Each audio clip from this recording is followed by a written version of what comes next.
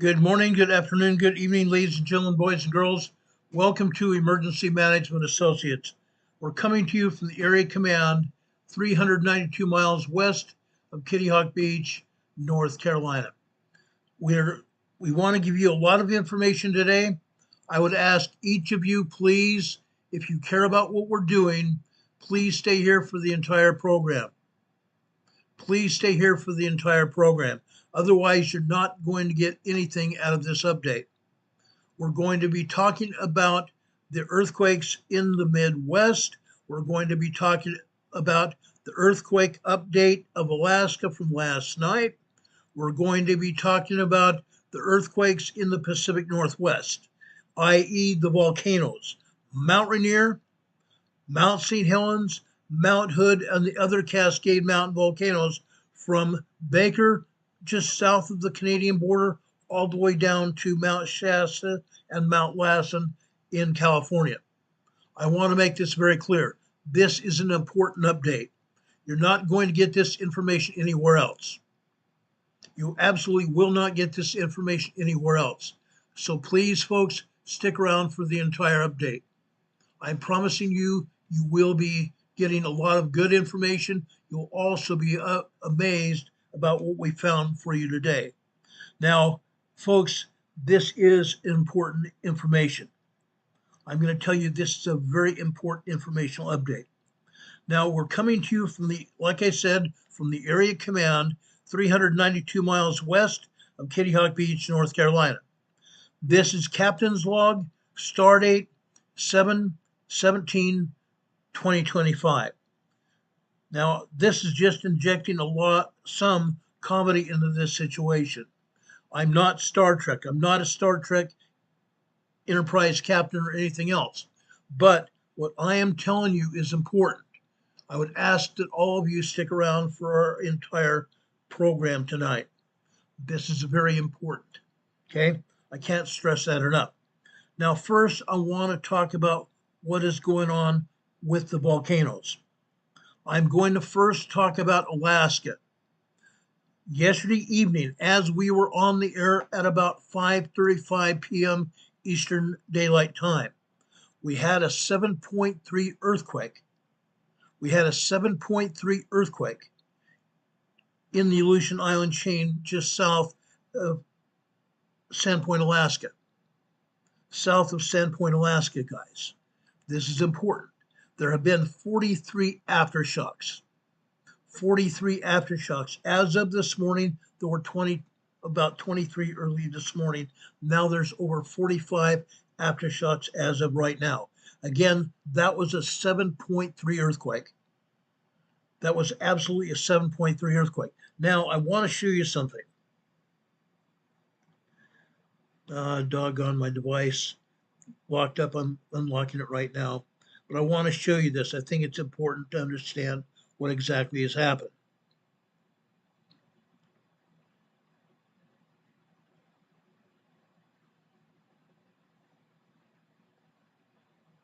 Oh, doggone, what's going on here?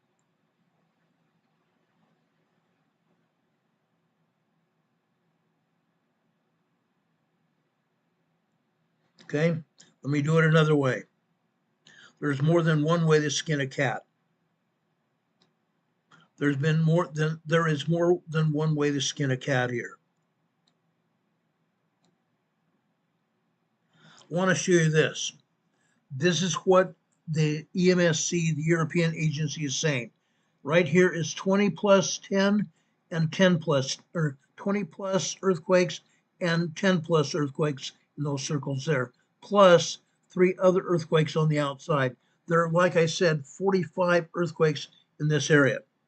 A total of 45 earthquakes in this area. Now, guys, this may seem crazy, totally crazy.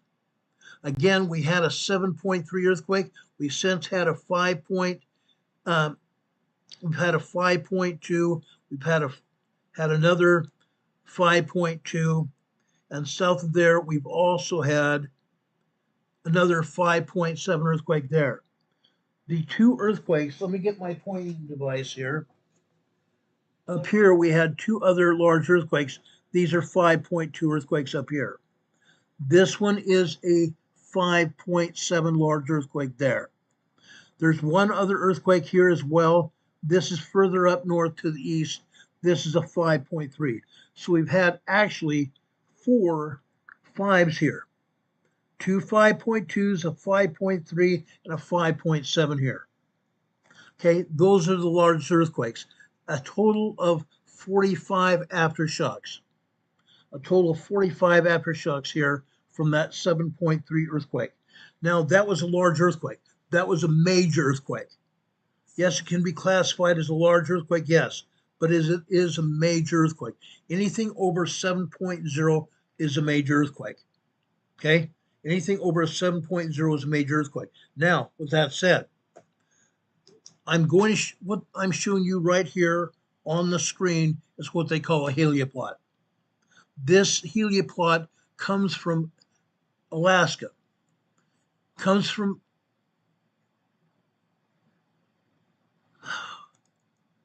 This comes from Outpost, Alaska, College Outpost, Alaska in central Alaska. This is good information here. Now, this I got off the helioplot graph earlier this morning. I did not take this immediately after the earthquake hit. Okay, this is as of this morning. Over on the left side is the activity that happened last night. On the right, this is the activity that happened this morning. Okay, this is seismic activity hitting. Seismic activity hitting. Now, I also tried to find information about the Aleutian Islands. There is a seismograph in the Aleutian Islands that was recording information. However, they've taken it down. No data available. They took the doggone helioplot down.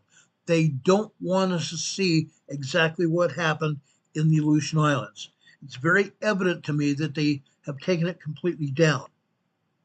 Now, I've also done some research. The United States Geological Survey has deactivated 45 seismographs throughout the Aleutian Island chain. 45 other seismographs in the Aleutian Island chain have been deactivated. And around the world, they've deactivated another 45 seismographs. What does that tell us? They're hiding the information. They don't want anybody to see exactly what's going on. All around the world, they don't want anybody to see what's going on.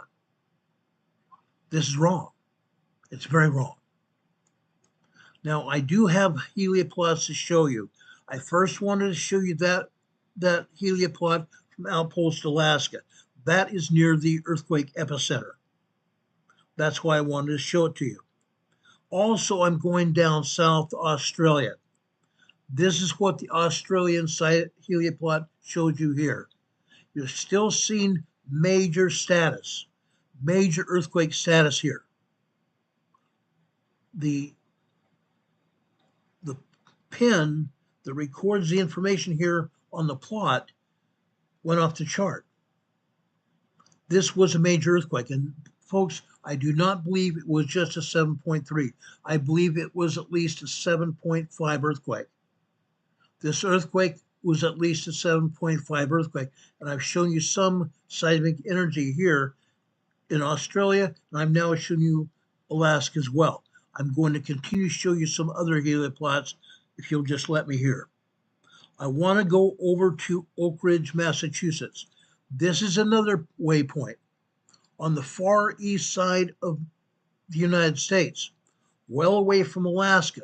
This will give you another good idea of what we're seeing here. Look at this. Again, the stylus went off the paper. Now, yes, this is a digital display. This is a digital display. But this gives you a good idea of what we're seeing here. I want everybody to realize what is exactly going on here. I want everybody to realize exactly what's going on here. This is important. Okay? We've seen a lot of energy here. We saw it happen yesterday in real time. Okay? Trish Killian is asking, when did they deactivate the seismographs? I don't know. but they did deactivate it. As you can see there, that is just one of many, many helioplots where they deactivated the seismograph that was recording the information. Unreal. Unreal. But this is what they do. We've seen it happen. I've told you before. I've shown you information that is pertinent to what we're talking about. Every time I see something, I shake my head and say, why? I shake my head and say, why? They don't want even to admit that it's happening. They do not want to admit that it is happening. That is Oak Ridge, Massachusetts, at the Oak Ridge Institute. Now I'm going to go down to Western Australia again. This is from Marble Bar, Australia. Look at this. And again, the earthquake came out as a 7.3. I believe it was at least a 7.5 earthquake. No, it's not an 8. An 8 would almost blacken out the helioplot. A 9, 9.0 and larger blacks out the helioplot almost completely. This was at least a 7.5 earthquake. Okay, let me show you another one here. This comes from Palmer Station, Antarctica.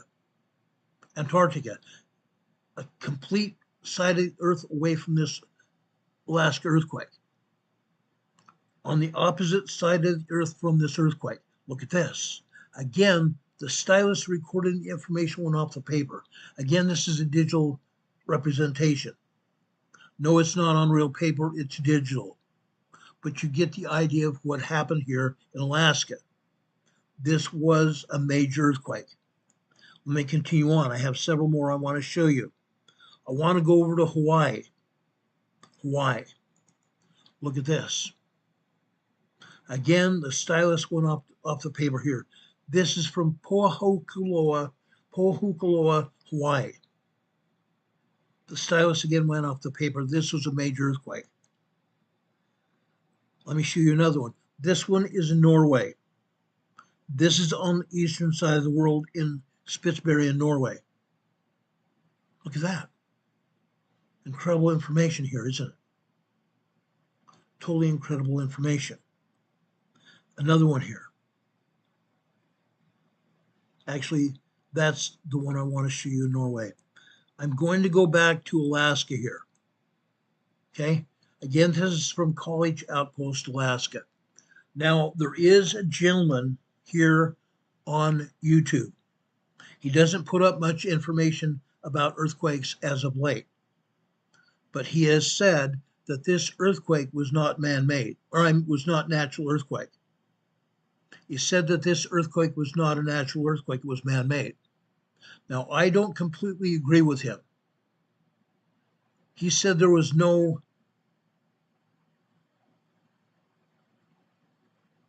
what shall I say? He said there was no prime point when the earthquake first happened. There is no representation anywhere on any seismograph or helioplot that shows when this earthquake first happened. There is nothing. Besides that, the stylus went off the paper. The stylus went off the paper. Whether or not this was a natural or man-made earthquake is up for debate. It's up for debate. But this was, again, a very large, major earthquake. Now, we have seen earthquakes before that were man-made. Back in December, on December 26th and December 28th, 2019. On December 26th and 28th, 2019, we had two major earthquakes. Two major earthquakes back to back on those 2 different days. Let me bring up the USGS map so I can show you what I'm talking about.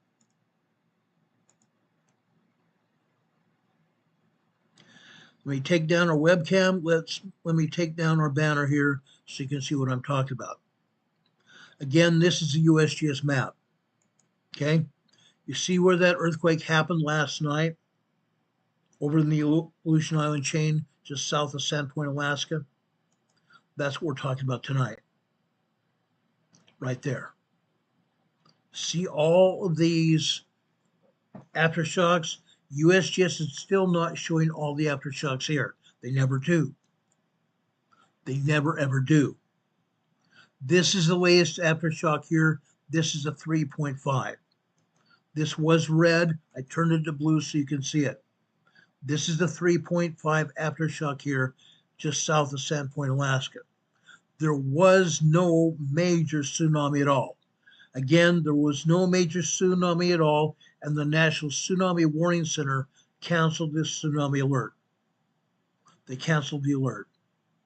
As it showed last night, right here, south of Chignik, Alaska, this is a 3.2 earthquake that's still showing.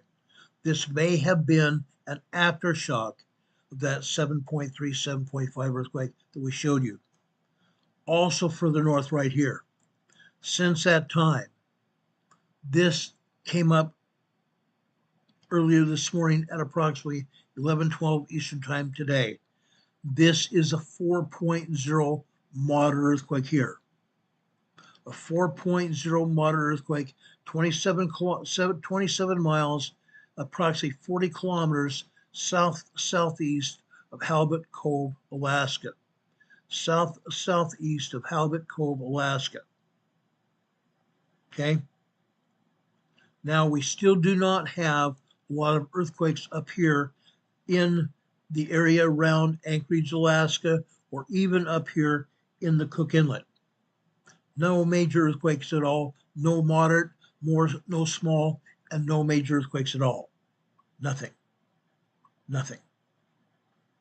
Now, I told you before, yesterday, that over here, just south of Mount Redoubt, we are having earthquakes here. This is a 2.4 earthquake here, south of Mount Redoubt.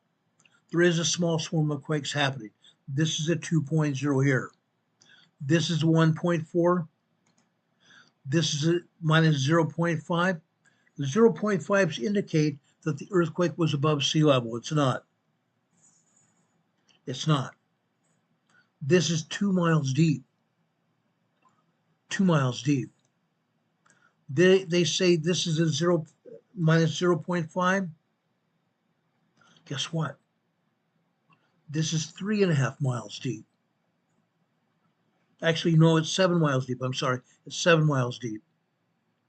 So what they're saying is they're speaking out of the other side of their butt. This is just south of Mount Redoubt. Mount Redoubt has erupted before. I think the last eruption was about 2 years ago. It's going to erupt again. Now, we do not have any earthquakes right here near the summit. We don't see any earthquakes here near the summit at all. When that starts happening, we know that we are going to have an eruption of this volcano. It's not happening right now. All of the earthquakes are at the base of the volcano. All of the earthquakes are at the base of the volcano. Over here in the southeast, this is a 1.2. This is a 1.2. And this is a 0.7 microquake. These locations are put out by USGS, put out by USGS in the wrong location. They're saying these tremors here that you see here that I just showed you are 40 miles west-northwest of Beluga, Alaska.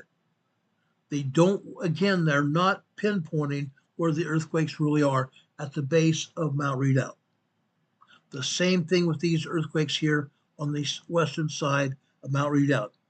They're saying this earthquake, for example, is 46 miles west-northwest. How about that? West-northwest of Tynek, Alaska. It's not west-northwest, it's south of Tynek, Alaska. Or I'm sorry, not Tynek, Alaska. It's south of Mount Redoubt, at the base of Mount Redoubt. They do not want to identify exactly what's going on. We've seen this time after time after time here in Alaska and over in the Pacific Northwest. Okay? Now, we may have some people that are going to ask what's going to happen after this earthquake moves along the Aleutian Island fault zone. or the Aleutian Island Trench. That energy is going to go north here. It could go up through the Cook Inlet here, up towards and including possibly going up here to Anchorage. But my feelings about this earthquake is that it's going to follow the Aleutian Island Trench here and go north into the Gulf of Alaska. Then, I want to point out again, just as I did yesterday, the Gulf of Alaska is where we have a lot of seismic energy hold up, just like we've had a lot of energy hold up here near Sandpoint, Alaska. Why do I say that? Because, folks, back in 2020, when the earthquakes first started hitting here south of Sandpoint, Alaska, we had a 7.8 and we had an 8.7 earthquake here south of Sandpoint, Alaska. That energy went north. This energy is also going to go north. I believe it's going to go north here into the Gulf of Alaska, where we have seismic energy canned up here. That energy coming up here could release energy here in the Gulf of Alaska. So there is a possibility. There is this possibility that we may see a major earthquake here in the Gulf of Alaska. But if it does not go up there, this energy could come back down here to the south on the western side of Alaska, western side of British Columbia, Canada, including Haida Gwaii, Queen Charlotte Island here, down here, okay, all the way down here, okay, Vancouver Island here, could come also down here, Washington and Oregon or California, along what? The Cascades subduction zone. We know for a fact that this area is all full of seismic energy. It's all holed up here, just off the coast of Washington, Vancouver, British Columbia. It's all holed up here. Between here, the Cascades subduction zone, and the Juan de Fuca Fault out here to the west. It's all pushed up here. The land is rising here. The Pacific plate is subducting underneath the North American plate. That is why that earthquake happened in Alaska yesterday. It was a subduction quake. Now, this area of the Pacific plate and the Juan de Fuca plate are also subducting underneath the North American plate here, which is going to cause a Cascadia megathrust earthquake. It will cause a Cascadia megathrust earthquake. Now, I have seismograms to show you what is actually going on here in the Pacific Northwest. And again, the agency does not want you to know what's going on. It's very evident to me that the agency is lying through their teeth. They absolutely don't want you to know what's happening. But I'm going to show you what is happening. I think it is actually past being important. It's vital for everybody to see what is exactly happening here in the Pacific Northwest. I'm going to talk about earthquakes here. I'm going to talk about the Cascade mountain volcanoes, the entire Cascade range of volcanoes from Canada south to Shasta and Lassen. I'm also going to talk about Mammoth Volcano out in east central California. I'm also going to talk about Long Valley Volcano, also east of Mammoth Mountain. And I'm also going to bring you down south to the Salton Sea to show you earthquakes that are happening there. It's vital to completely understand what's going on here. Because again, the agency doesn't want us to know it. It's very apparent to me that the agency has no business even talking about it. Because they don't want us to know what's going on. It's sad. It's very sad. Very, very sad. Now, guys, I'm very deeply disappointed in what the USGS has done. I have expressed that to you many times. Many, many times. It's a sad state of affairs that our own U.S. agency that was once a preeminent seismic agency Our agency was once the preeminent seismic energy of the world, agency of the world. And now we are a laughingstock of that agency. A complete laughingstock of that agency. That's what's so sad about this whole incident. Okay? Very sad. Now, before I get started showing you the earthquakes that have happened over in the Pacific Northwest, I want to show you the tremor map. I want to show you the tremor map. It's very important you understand what's going on here. By showing you this tremor map I'm about to show you, you're going to understand what is going on or not going on. Again, the agency has no business talking about it.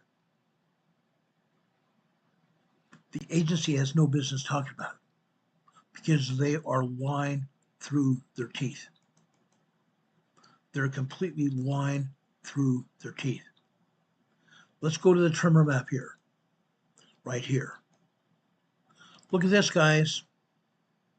The tremor map. They're trying to tell us there are no earthquakes at all over in Washington State, or in southwestern Canada. They're trying to tell us that nothing's going on.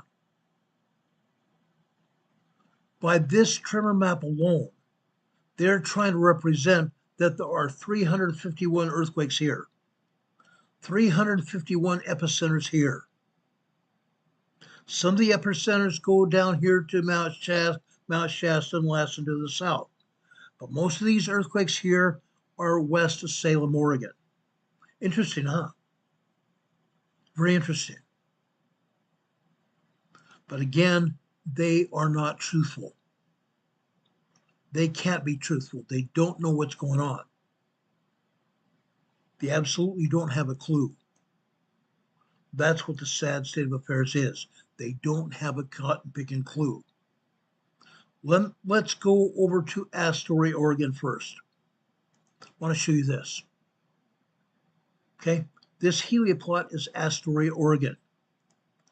Now, let me bring this down to size here so you can see what I'm wanting to show you here. Look at this. Even down here, South Astoria, Oregon. This, folks, is along the coastline of Oregon. We have some activity last night. Some activity, seismic activity last night. Look what we're showing you here. We have some tremors just after 5 p.m. yesterday. The top of this seismogram is showing you 5 p.m., 6 p.m., 7 p.m., and 8 p.m., and on down the seismograph here, or seismograph. Okay, first we're seeing 2 tremors. Then we come down here to 1800 hours, 6 p.m. Actually, I'm sorry, 1900 hours, 7 p.m. But on this blue line, this is 7:30. 7:31 p.m. yesterday evening, we have a 2.0 earthquake. But prior to that 2.0, look what we had. Look at those little bubbles. Magma. Magma, guys, that is not tremors. That is magma. Each individual line can be thicker or thinner. When you see thicker lines, that is magma going through a magma chamber below the ground. Not necessarily at a volcano, but below the ground in this case. Magma headed to volcanoes. Interesting, huh? So magma is what caused this 2.0 earthquake. Then we come further across this seismogram to this larger 2.6, 2.7 earthquake. This 2.6, 2.7 earthquake happened at approximately 7:04 p.m. last night. 2.6, 2.7 earthquake here. Yet they did not show a 2.7 earthquake on the tremor map. All the tremor map is showing is tremors, 0.5 microquakes on up to 1.9 tremors. That's all they're showing. They're not showing these minor earthquakes at all. That's a crying shame. Again, they do not want us to be honest. This earthquake here in Astoria, Oregon, it's also not on the USGS map. They rarely ever show any earthquakes like this on the USGS map. Almost never. Almost never. Let's also show you another seismogram from LC, Oregon. Look at this. Tremors, yes, absolute tremors. But look what we have here. Look what we have here after 1 a.m. this morning. 1 a.m. this morning Pacific time. All these times are Pacific here. Yes, we have tremors here. We have tremors.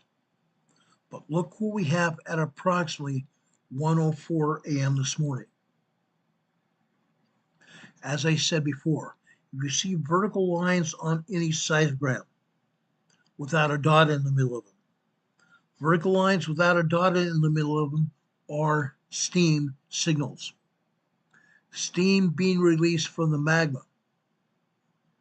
There's a magma chamber down there, guys. There's a magma chamber releasing the steam from the magma. 6 to 7% of all magma is water. Water. Yes, we are seeing a lot of tremors here. However, let's go further over here on that same line, and you're going to see a 2.2 earthquake. A 2.2 earthquake here. You can see it over to the right center here. That earthquake hit at approximately 13 minutes after the hour, 1:13 a.m. this morning, and then a smaller 2.2 after that. But we're still seeing tremors here. A lot of tremors and minor earthquakes. And yet you're not seeing it on the USGS map. It's not even accounted for by the Pacific Northwest Seismic Network, because again, they don't want to admit anything's going on. Heaven forbid. Heaven forbid they tell us the truth. Let's go out to Gerhardt, Oregon. Gerhardt, Oregon. Look at this. We only see one set of tremors here, but we see an earthquake here. Seashore, Oregon. Gerhardt, Oregon. Guess what? This is along the southern coast of Oregon. Look at this. This is a 2.8, 2.9 earthquake this morning. Last night. Last night. This is about 10:22 a.m. this morning. Or 10:22 a.m., 22 p.m. last night, 22 p.m. last night. That's 10 p.m. last night. 10:22 p.m. last night. 2.8, 2.9 earthquake. And there's a tremor before and a tremor afterwards. That's an earthquake. That's what happens. Seashore, Oregon. Imagine that. But it's not the only thing happening. Let's show you another one. Okay, I'm not totally set on just showing seismic activity in Washington. We want to take a look at what's happening in Oregon. Let's go down to Rainier, Oregon. Rainier, Oregon. Look at this. No, this is not a volcano. This is Rainier, Oregon. But look what we're seeing. Magma down beneath the surface. Magma down beneath the surface is showing us what? Harmonic tremors here. Harmonic tremors. Fascinating, huh? You don't see this anywhere but on our show. Nobody else shows you these seismograms. Nobody. I'm trying to show you what is actually happening, so you understand that you need to be prepared. Now let's go down to Warrenton, Oregon. Clatsop County, Oregon. Warrenton, Oregon. Look what we're seeing here. We only have one 2.2 earthquake early this morning, just after approximately 1:02 a.m. this morning. All the rest of this is tremors. All the rest of this is showing you tremors. But look at the horizontal lines. Some lines are thinner, some lines are thicker, aren't they? The thicker lines are showing you magma coming through the magma chamber of the Earth. The same magma chamber underneath our feet. A magma chamber just beneath our feet. Thank you, Vicki, for that. Vicki here in the chat says, I believe that we're here for a purpose and learning from Ron for a purpose too. Thank you for that.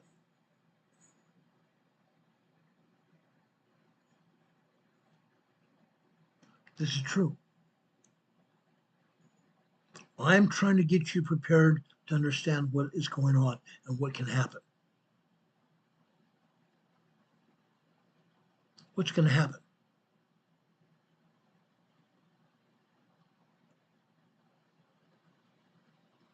Okay. The right stuff is here in the chat a few minutes ago said his wife and he both had dreams about earthquakes last night, and they live in the Pacific Northwest. Maybe the Lord was trying to tell you something in that dream. Dreams are, however, dreams can be revelation, personal revelation to each one of you. Yes, you can receive personal revelation from the Lord yourself, for yourself and your family. Maybe the Lord's trying to tell you something. Maybe we need to prepare. This is Clatsop Sheriff's Office, Oregon, Warrenton, Oregon. Magma going through the earth here underneath their feet, headed towards a volcano.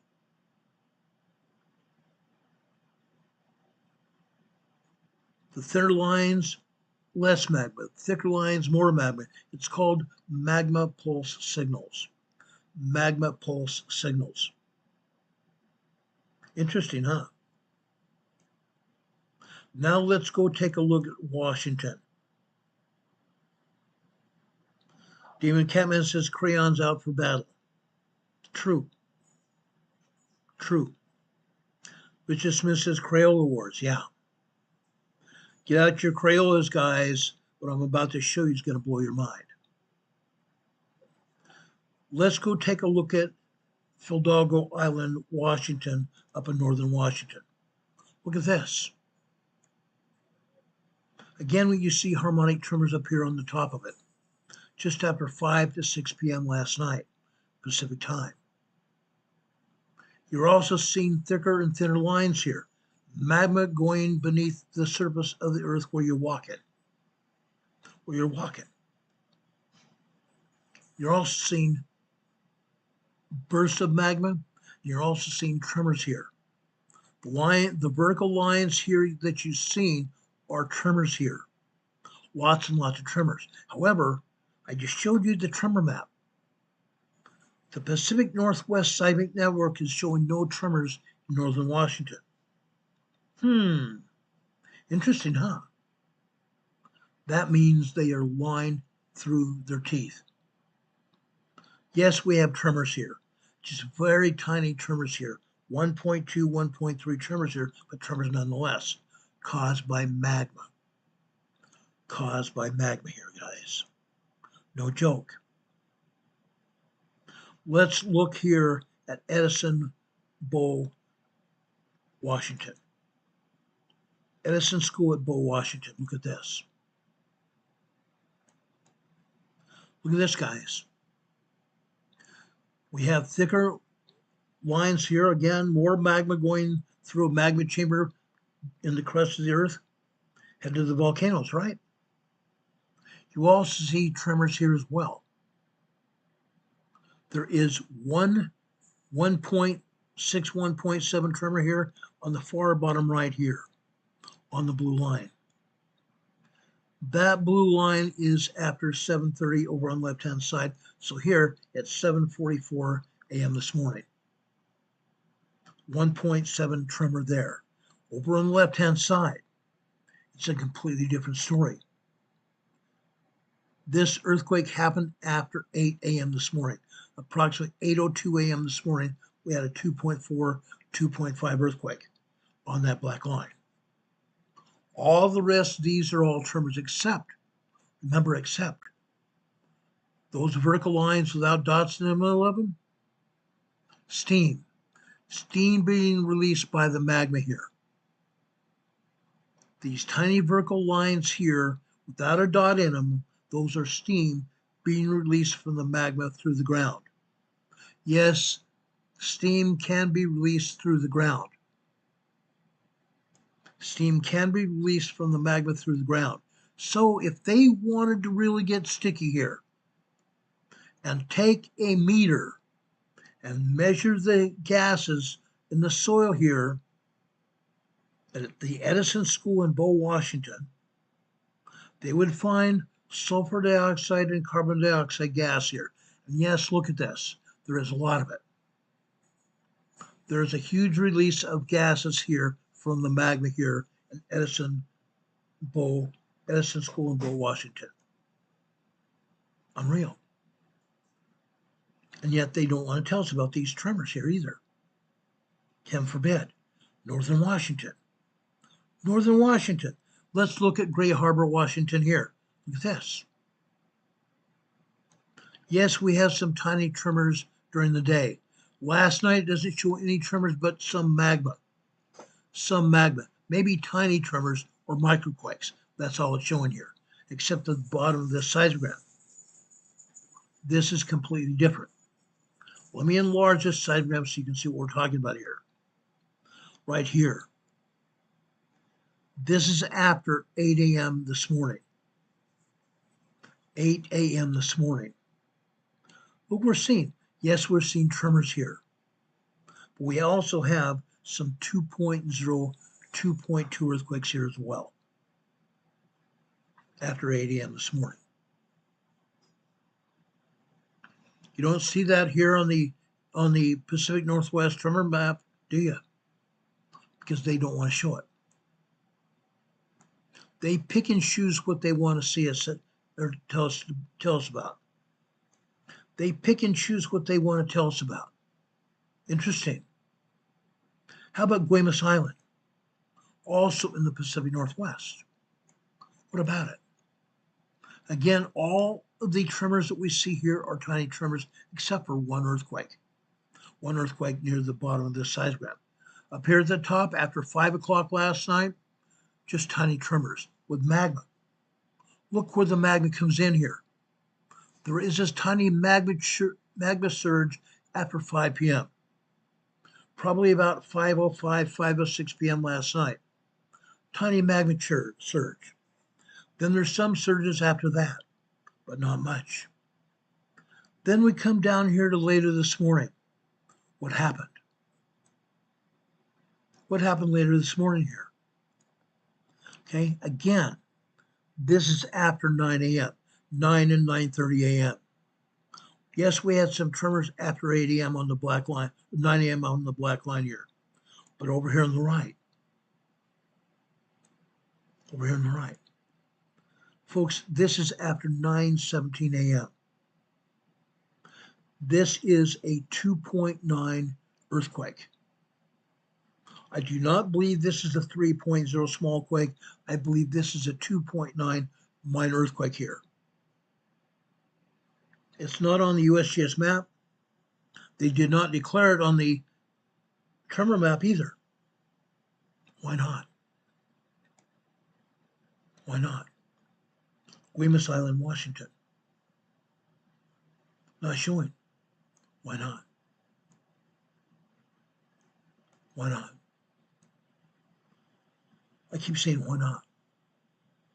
Almost every day I say, why not? Heather, how is your dog? We are very interested in how your dog is. I want to go inland into Washington over to Leavenworth, Washington. Right here. Look at the earthquakes and tremors here. Last night and this morning. Now I have a map where Leavenworth, Washington is right here. Okay, I want to show you that so you'll understand what we're talking about. Right between Mount David and Dirty Face Peak. Right between Mount David and Dirty Face Peak here in Washington State. Fascinating, huh? I've known where Leavenworth, Washington's been in the past because we've had earthquakes there. Rarely do I show you tremors over here in Leavenworth, Washington, but I'm showing you that today. Look what's going on. Look what's happening here. Okay? Yes, we have tremors last night. We have one 2.3 earthquake here. This happened after 11. It happened after 11:09 this last night. Okay? 2.6, 2.7 earthquake. 11:09 last night. Then we had more tremors until this morning on this blue line. We have 10:30 over on the left-hand side, and here we have 10:14. Is that right? No, it's 10:16 a.m. this morning. This is a 2.7, 2.8 earthquake. A 2.7, 2.8 earthquake this morning. Leavenworth, Washington. Why is this not also on the USGS map? Not shown on the map. Why not? Inquiring minds want to know. If we have any representatives from USGS, come up here in the chat and tell us why you're not showing it to us. Right Stuff says Leavenworth is beautiful. Yes, I've seen some pictures of Leavenworth before. Leavenworth is built on a big, huge lava field. Leavenworth, Washington is built on a huge lava field. Huge lava field there. Fascinating, huh? I'm not done. I'm not done. I want to show you what is really going on because we won't see it unless we go and show it to you. Again, let's go out to Grays Harbor, Washington. Look at this. Oh, I showed you this already. Grays Harbor, Washington here. All we had here this morning are tremors here and possibly one 2.0 earthquake here. Grays Harbor. Let's keep going. Let's go to Loomy Island. Loomy Island here. Look at this. Look at this up at the top. We have magma going through the magma chamber here again. Probably headed for what? Glacier Peak? Maybe Mount Rainier? We don't know. I don't know where that magma chamber goes. But how else would we have magma showing on the seismograph? Magma going through the magma chamber here, causing earthquakes. Yes, earthquakes. Just after 5:30 last night, about 5:30, 5:31, we have a 2.1 earthquake. Not showing on the USGS map either. After that, 5:15, actually 6:15, we have a 1.5 tremor caused by magma. How do we know that? We're here in the center right side of this seismogram at the top. Look at the tremors before that. Tremors caused by magma. Caused by magma. And there, yes, before that, there is a very thin line here. Little bit of magma. That's why that was only a tremor. Then we come down here to 6:30 yesterday evening. Again, we have approximately a 1.7 tremor there, caused by magma again. Magma. Then we come down here just after 9:30, about 9:36 last night. Another 1.5 tremor here. 1.5 tremor. Then we drop down here to later this morning, early this morning on this red line here.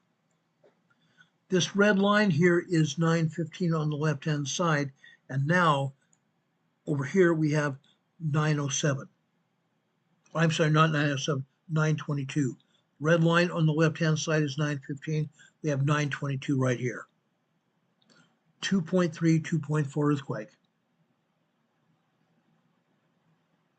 On the black line below it, we have a 2.8, 2.9 earthquake there.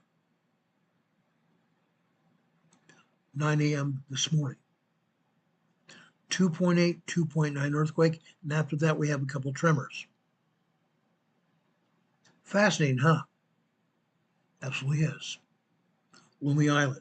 Why is that also not on the USGS map? Should be showing.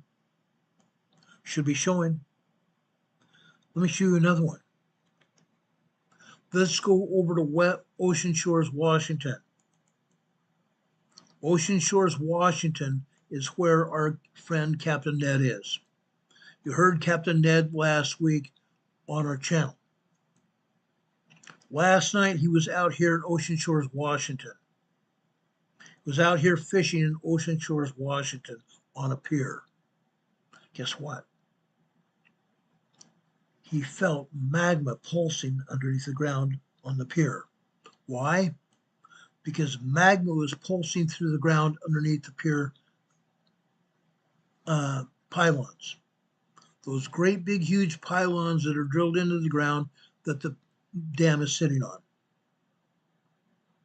Those pylons or piers are echoing the pulse magma through the concrete. And that's why Captain Ned could feel that magma pulsing going on. And that's exactly what we see here. On each individual horizontal line, you're seeing thicker lines and thinner lines called magma pulse signals. Magma pulse signals. You are also seeing some horizontal thicker lines. This is called abstract. Those thicker lines, those huge thicker lines have nothing to do with this seismograph. Nothing at all. That is the agency's way to interfere with what we see here. Yes, we are seeing tremors here, but we're also seeing earthquakes. On the upper part of this seismograph here, just after 8 a.m. this last night, or 8 p.m. last night, at approximately 8:08 p.m. last night, we have a 2.7 earthquake. 2.6, 2.7 earthquake after 6:08 p.m. last night. Then you see a bunch of tremors here, don't you? We drop down here to approximately 9 on this black line in the center here, approximately 9:10 p.m. last night. 2.2 earthquake.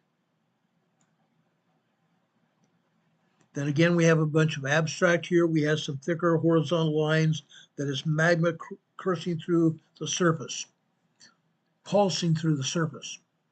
Hydraulic pulses that are echoing through the concrete of the dam that Captain Ned was standing on last night.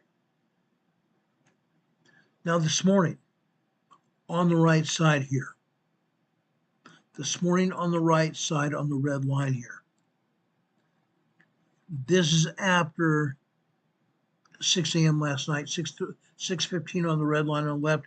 This would be approximately 6:44 a.m. this morning. Actually not 6:44, 6:29 a.m. this morning, because the next one on the blue line is 6:30. So this would be 6:29 a.m. this morning. This is just barely a 1.92 point earthquake. Now you see some very much thicker lines here. Look at the magma here. Look at the magma here. What do we have? On the bottom blue line, we have harmonic signals. Harmonic signals.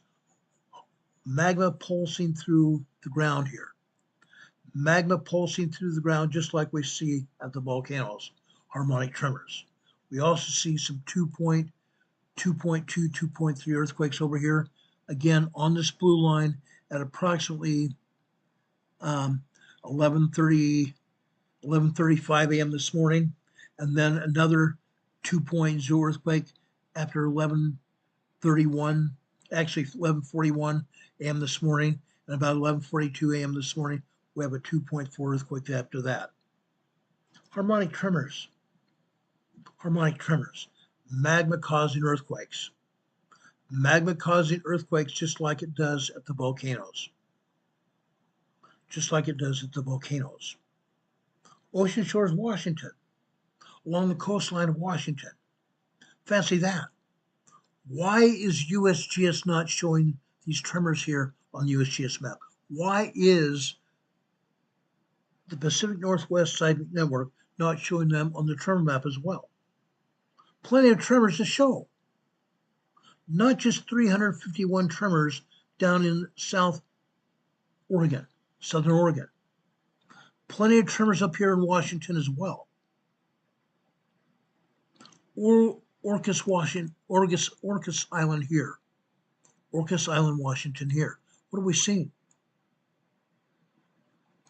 We're seeing some tremors and we're seeing some minor earthquakes. On this red line at the top, this is 8:20. Let's see, what would it be? 8:28 p.m. last night on the right-hand side. 2.0 earthquake. Down here at the bottom this morning, on this blue line on the left would be 8:30. This is approximately 8:32, 8:33 this morning, 1.9, 1.8, 1.9 tremor. Then we drop down to this blue line here at the bottom. This is after 10:30. This is approximately 10:35 this morning. 2.6, 2.7 earthquake. After that, on the red line below that, 2.0, 2.1 earthquake there. Just after 10:17 a.m. this morning. We go straight across this next earthquake here on the same red line. In this case, this is 10:21 a.m. this morning. That's what we're showing. Why are they not showing this on the USGS map? Why are they not showing this on the tremor map? We want to know. We want to know. Now, I showed you Oregon. I've shown you some. Well, actually, let me finish this. Let's go to Roche Harbor Airport, San Juan Island here. Again, this is up in the Puget Sound area. Look at this. All kinds of tremors here. Literally all kinds of tremors. And at the bottom here this morning, earthquakes. Tremors and earthquakes this morning. On the blue line here after 10:30 this morning. 10:33 this morning, we have a 2.7, 2.8 earthquake. And right after that, we have another 2.6. Then we drop down here to the red line below that. Okay?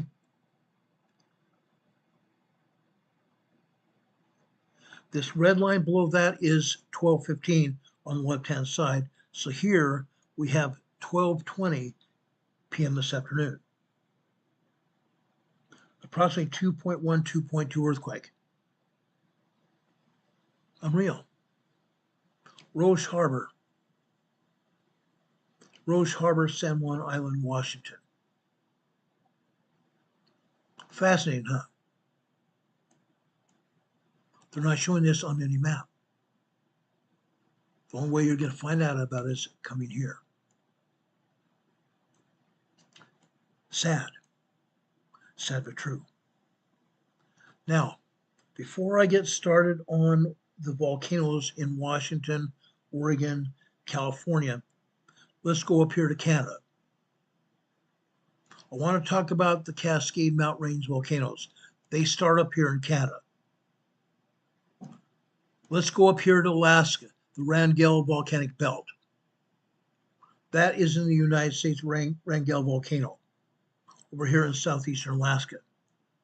Then we drop down here into Canada, the Stickeen Volcanic Belt here. Then we drop further south over here to the Anaheim Volcanic Belt here. Further to the southeast, Wells Gray Clearwater Volcanic Field there in Canada. South of there, we drop over here to British Columbia, Canada, where they have the Garibaldi Volcanic Belt here. Look at all these volcanoes. Look at all these volcanoes. Let's take a few minutes and discuss these volcanoes here in Canada. You guys have asked about volcanoes in Canada. I'm showing you what's going on. Let's talk about it really quickly. I have some information to show you or talk about here. Okay? Our neighbors to the north in Canada have volcanoes too, including potentially active ones. Many people don't realize it, but the same chain of volcanoes, the Cascade Volcanic Arc, also includes volcanoes such as Mount Rainier, Mount St. Helens, Lassen Peak along the west coast of the U.S. extends up past the Canadian border. Volcanoes don't much care about international boundaries, do they? The Garibaldi Volcanic Belt is mostly in the Canadian extension of the Cascades. It includes Mount Garibaldi, elevation 8,786 feet, 8,086 feet high. Mount Cayley, elevation 7,820 feet high. Mount Meager, elevation 8,793 feet, 8,793 feet. That's in Canada. How about the East Kootenai River cones? Elevation 6,280 feet. How about the Wells Gray Clearwater Volcanic Field? Elevation 6,890 feet. And the Anaheim Volcanic Belt elevation is 7,907 feet high. Fascinating, huh? Then we come down to Mount Baker to the south and even down into Glacier Peak that we're going to talk about in the next few minutes. Closest to the Canadian border, municipalities just south of Vancouver, British Columbia, sit on deposits from Mount Baker. Municipalities, cities, and towns close to the south of Vancouver, Washington. I should say Vancouver, British Columbia, not Washington, Vancouver, British Columbia.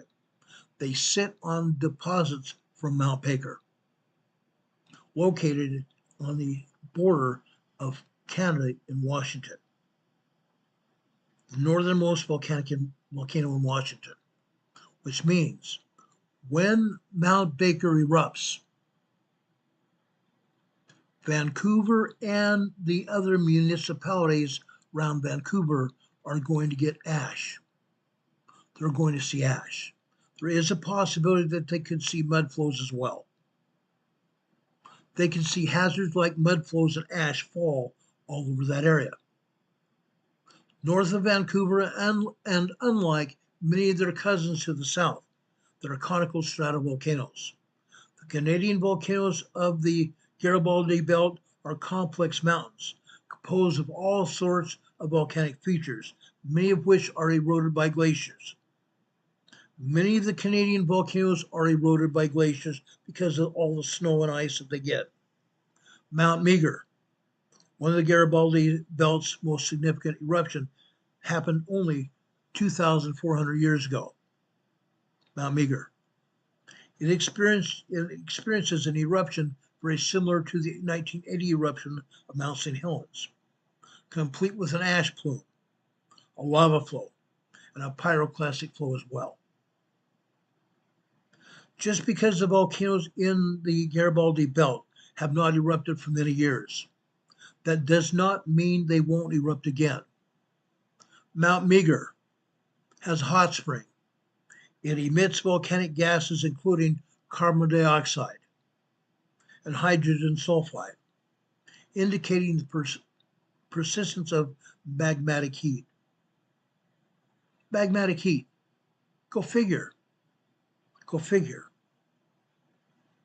A small seismic swarm occurred in 2014 to 2015, December 2014 to January 2015, to the south of Mount Meager. Mount Meager, they thought, was going to erupt. It did not. Things calmed down. Further to the north in the province of British Columbia and into the Yukon is where Canada's most recent volcanism has occurred. At volcanoes such as Mount Ediza, Ediza, Mount Ediza, the Alligator Lake Volcanic Complex, and many others. Many of those eruptions were basaltic lava, so they would have looked very familiar to what we're seeing happening in Hawaii, basaltic lava. Around the year 1700, when the Cascadia earthquake hit, the Sayax volcano in the northern Cordilleran volcanic complex, formerly the Stikine volcanic belt. Sayax cone underwent a period of volcanic activity. We talked about that about 5 or 6 years ago. The Sayax volcanic cone underwent a lot of volcanic activity with large outpourings of lava. The nearby Siga NISGA First Nations community was devastated by the eruptions. At least two villages of the Canadian Indians were destroyed by the lava flows and the gases from the volcano. The gases and the lava killed potentially up to 2,000 people. The eruption is thought to be Canada's deadliest geological disaster. More recently, only about 150 years ago, Lava Fork Volcano, also known as NCVP, it produced Canada's most recent documented volcanic eruption, the Lava Fork Volcano. Lava flowed from the volcanic cone and across the Alaskan border, and it blocked the Blue River. The eruption is not known to have been witnessed, but the flows have been mapped and dated. The lava flows were mapped and dated, similar to what we see at Sayax volcanoes. We have many lava tubes like they have in Hawaii. Some of the lava tubes are extinct, and you walk in them. They have lava tubes at Sayax volcano as well. Even tree molds, where trees used to be, and the trees decayed and left a tree mold in the lava. Now, there have been reports from miners of an even more recent eruption in November 1898 at Ruby Mountain. Ruby Mountain in the New York Times even published the news, but no geologic evidence of the eruption was ever found. In 2007, the Nazco cone, Nazko cone, is the easternmost volcano in the Anaheim volcanic belt, or Anaheim volcanic belt, one of which hasn't erupted since 7,200 years ago. Suddenly, in 2007, the Nazco belt experienced a swarm of approximately 800 microquakes in 3 weeks. 800 microquakes in 3 weeks. The Nazco cone had never experienced or recorded any earthquakes before. The swarm was interpreted to be caused by an injection. Yes, an injection of new magma in the lower crust of the volcano. Though Nazco did not end up erupting in 2007, nothing else in Canada has erupted for over 100 years. There are many volcanoes that could still erupt in the future. There are many volcanoes that you see here on this map that can erupt in the future. Now, about 5.5, 6 years ago, we talked about the Sayax cone, the Sayax volcano having tremors. Yes, it has. And yes, it could erupt. It could erupt. It has not had anything since 2007, but it could happen. It could very much happen. I wanted to put that out there so you can understand. We've had people in Canada, Western and Eastern Canada, have asked us about that. Canadian Patriot 1 is over in Eastern Canada near Quebec, Canada. We appreciate you being here, Dave. Thank you for being here. God bless you, brother. We have many Canadians here that have been on this program, been part of the program here in the chat as well. We love and appreciate each and every one of you. That's why I wanted to make sure we talked about this. This is important information. Now, I want to present to you volcanoes. the Pacific Northwest volcanoes here, starting with Mount Baker. Let's go over here to Mount Baker on the main seismograph. Look at this. Let me move this over so you can see it here. This is the main seismograph from Mount Baker. MBW2. Used to be just MBW, now it's MBW2. Nothing but harmonic tremors except near the bottom of this seismograph. What do we have here at the bottom? This is a 2.8 earthquake at Mount Baker. A 2.8 earthquake here at Mount Baker today. Why is this not on the USGS map? This happened at approximately 10:08 a.m. this morning. 10:08 a.m. this morning, there was a 2.8 earthquake. They should be showing us, shouldn't they? They absolutely should. They absolutely should. Now, I'm going to take this volcano down here for just a minute. I want to talk about what we're showing you here at the bottom of our screen here. Bottom of your screen. Down here at the bottom of your screen, we're seeing on the top line at the bottom of your screen, we're seeing ways you can help support this program. You can send donations to our PayPal locations and our Venmo location here as well. We'd appreciate your support. Also below that, you're seeing our email address scroll across the screen. You're also seeing our mailing address, 504 Bethel Road, Box 401, Morganton, North Carolina. The zip code here is 28655. You see our email address here, where you can send us comments, where you can send us ideas of what you'd like us to talk about. Also, you can send us criticisms here as well. rltnspdema@gmail.com.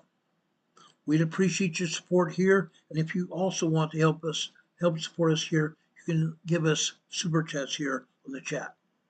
We appreciate your love and support here. Many of you have done that for us before, and you're going to probably do that again for us again. We definitely want you to know how much we appreciate your help. We really do. It means the world to each one of us here. Okay? Now, as I said last night, my wife, Carol, got news yesterday from her father and family that her mother is laying in a hospital south of Salt Lake City in Santa, Utah. She was given bad news that she may have only 6 weeks to live. So we're trying to get money here so Carol can travel over to Utah for the funeral. We have 2 dogs here that are elderly, and we don't want to leave them alone with anyone else. Something could happen because they might be with somebody else that they don't know. So I'm going to stay here. We're going to send Carol to Salt Lake City for the funeral.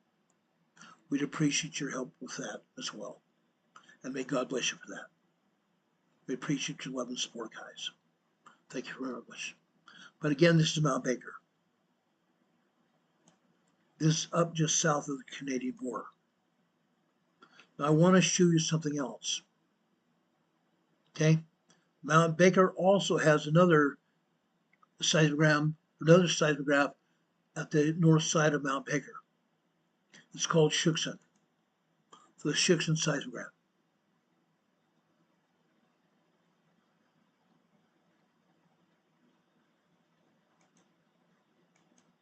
I'm not sure why it's not showing up. It's right here.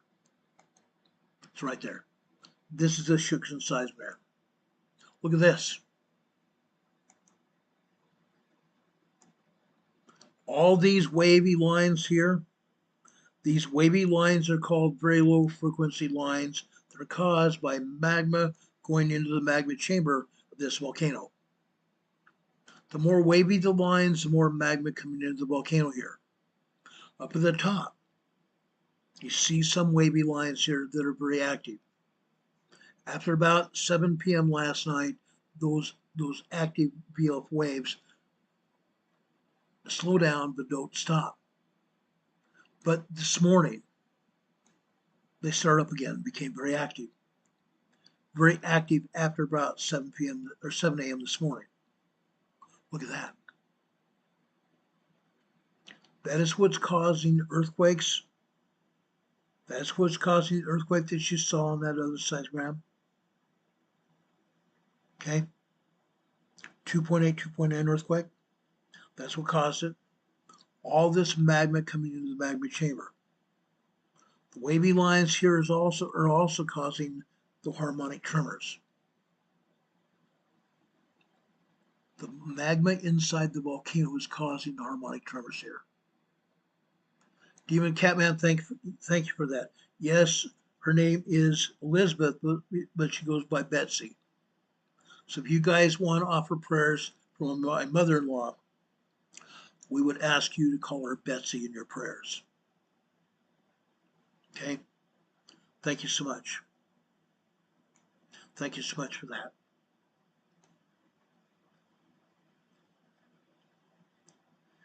My own parents died quite a few years ago. My mother died in 1991. About 4 years later, he remarried to another wonderful woman. Our stepmother died in 2006.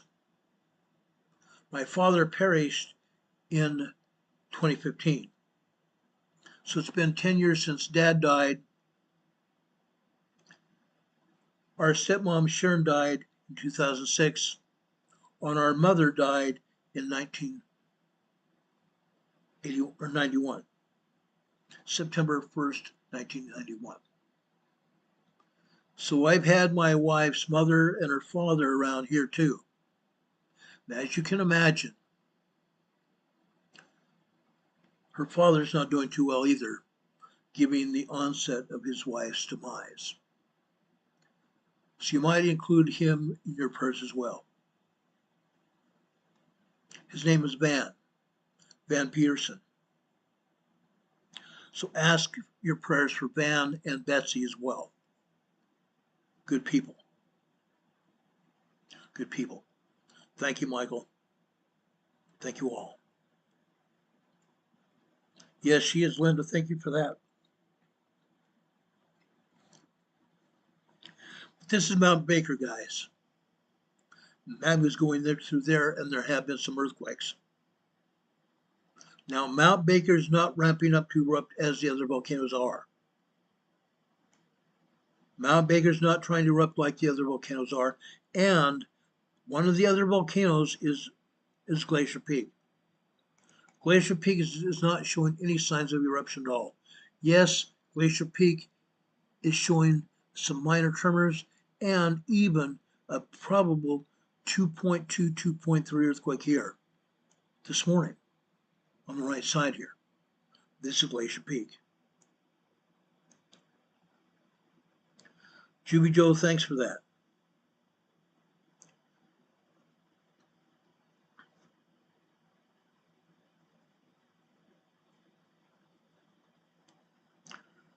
My mother-in-law is about 84 years old. Van is about 87, 88.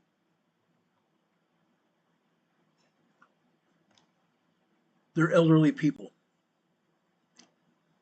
Van was doing pretty good up until this, but now he's showing signs of wear as you could possibly imagine. Now, Demon Catman is saying marmots are hiding the data here. Possibly. What have I told you about Glacier Peak?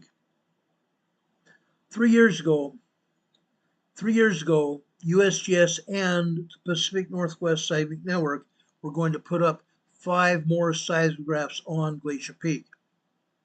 But the environmentalists are preventing the scientists and the engineers to go up onto Glacier Peak to put these 5,000-pound seismographs on the mountain.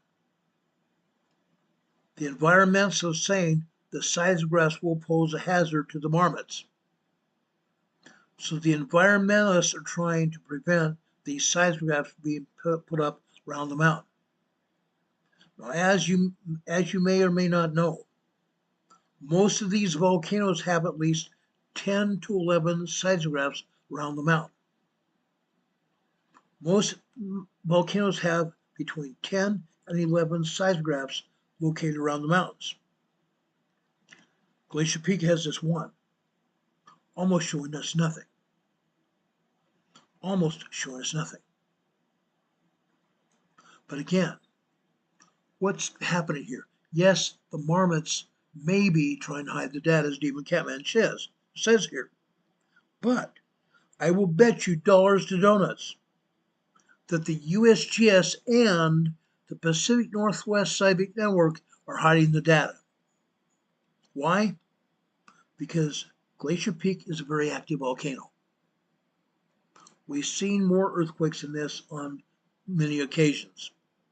Also, as you've seen on the other volcanoes, they've hidden the data.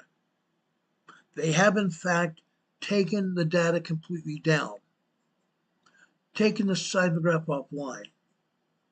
They've done that. But Glacier Peak, they're trying not to do that because there's only one seismograph in play here. There is only one seismograph in play. To deactivate this would be terrible because the scientists would not be able to see anything. What I believe is happening is that they are erasing data. They are deleting data here.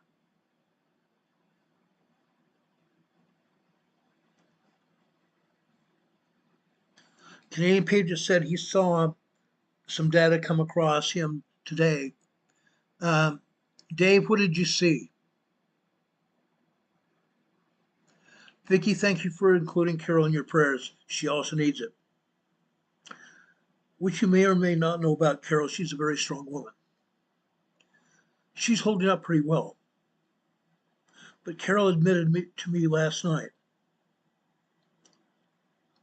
that inside it's tearing her apart. So don't forget Carol in your prayers as well. I'm doing pretty good. Yes, I'm sad. You can hear that in my voice. Because I love these people. I love these people. Sage Pup, what did you see in that data this morning? Not Sage Pup, I'm sorry, Canadian Patriot. Dave, what did you see? Sage Pup says he never sees earthquakes along the west coast of Canada. I'm going to show you a map in just a minute.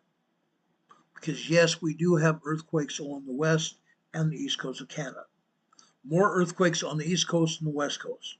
I probably should have shown you that map after I shown you the volcanoes in Canada. That's my bad. Before we go to Mount Rainier, I'll show you that map of earthquakes in Canada.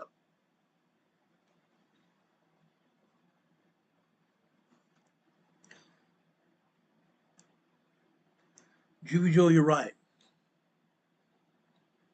Our souls leave our bodies, they fly out, and they are probably still around us. They're still around us. The veil is very thin between us and heaven. The veil is very thin between us and heaven.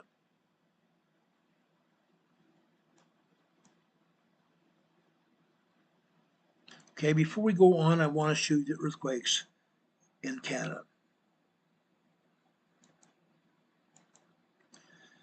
Let me pull up the earthquake map here.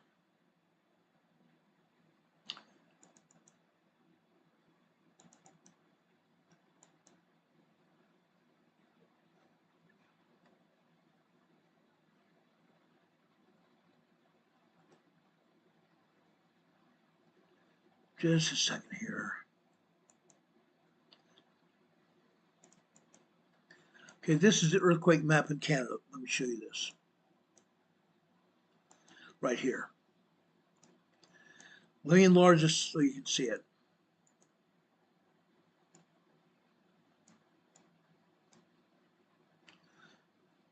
Okay, you can see some earthquakes here in eastern Canada. They're not a lot. There are not as many earthquakes in eastern Canada as they are on the western side. Look at that. We have no recent to date earthquakes here on the map. However, this earthquake you see in brown just above the CI here in Pacific, above the Pacific Ocean here, that's a 2.4 earthquake there. 2.4 earthquake in that small brown circle just up above the word Pacific here. Up to the northeast from there, that is a 2.4 earthquake there. That's a 2.4 earthquake in brown there. The yellow earthquakes that have occurred here are either last week or the week before. The yellow earthquakes that you see here are either last week or the week before. There has been no large, there have been really no small earthquakes here in this area here on the west or the east coast here in the past 3 weeks. Prior to that, over on the right-hand side, we had a 3.0 just off the coast of, I think that's Nova Scotia, Canada there, on the right-hand side. I believe that's Nova Scotia, Canada there.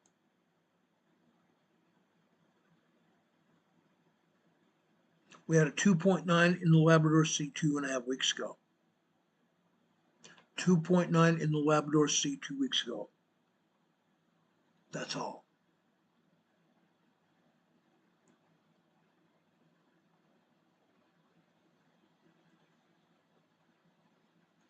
Darcy Tardoff is in the chat. Darcy, thank you for being here. She said she first witnessed firsthand when her dad died. They say they saw his soul fly up. It was so cool to witness. I've never seen that. I've never seen that. But I'll tell you this. I've heard my mother's and my father's voice telling me things. Like I said, heaven is not far away. The veil is very thin between us here on this earth and heaven.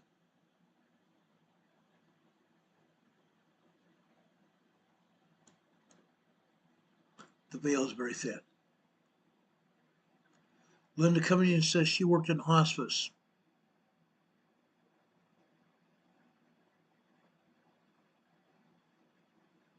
That's cool.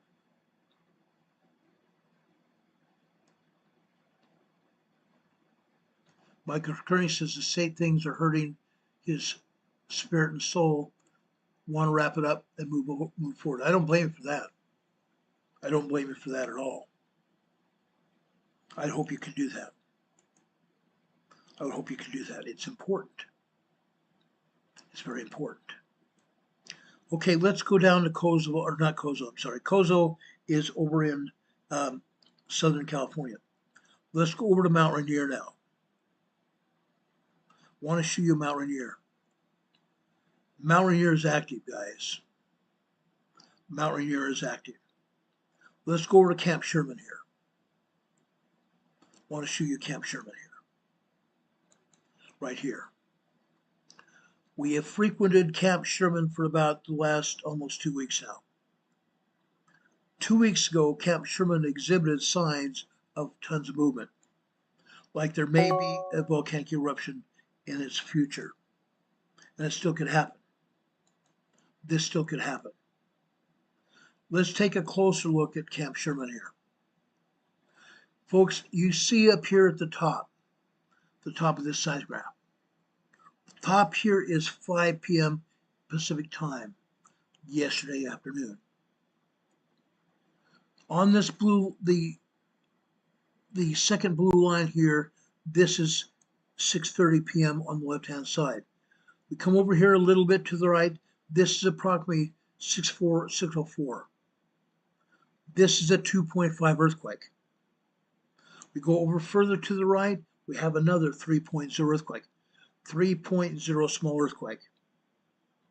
We drop down to the black line here at approximately, let's see, what is it? It would be 9 p.m., 2100 hours. 21 here on the left-hand side is military time. 2100 hours. That's 9 p.m. We'll go across here to the right. Going across here to the right, this is 9:14 p.m. This is another 3.0 earthquake here. 3.0 earthquake. Now you see these earthquakes hit. Over here in the left center here. What do you see here in the left center? This red signal here is what they call a magma churn signal. Magma churn signals, as I've explained them to you, are typically 23 to 24 lines high. 23 to 24 lines high. What we're seeing is here, let me count them for you. 1, 2, 3, 4, 5, 6, 7, 8. 8 lines high. Again, what does this mean? It means that the seismologists have turned down the seismograph, the machine that recorded this data. They've turned down the seismograph to only report 33% of real world. 33% of real world. Why then are we seeing and calling these earthquakes 3.0? They could be as large as 3.5 to 4.0 earthquakes at Mount Rainier. That is substantial. This is very substantial. Then we drop down here to the next blue line here. Okay? This next blue line is 1030 on the left-hand side. At approximately 1032. 1032, we had another 2.5 earthquake. And another one after that, about 45 seconds later. And then a 2.0 shortly after that. We come over here to the center left again, or center right, on the blue line. This earthquake is in of itself a 3.5 earthquake. We put in the fact that this seismograph is only reporting 33% of real world. That is at least a 4.0, 4.5 earthquake. Why is this information important?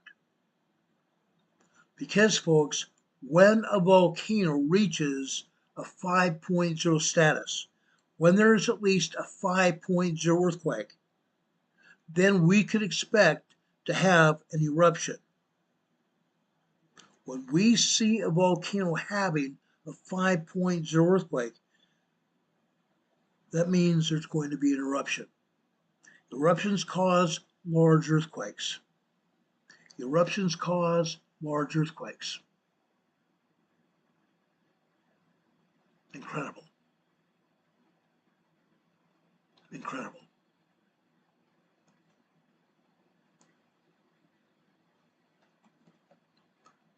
Incredible, guys.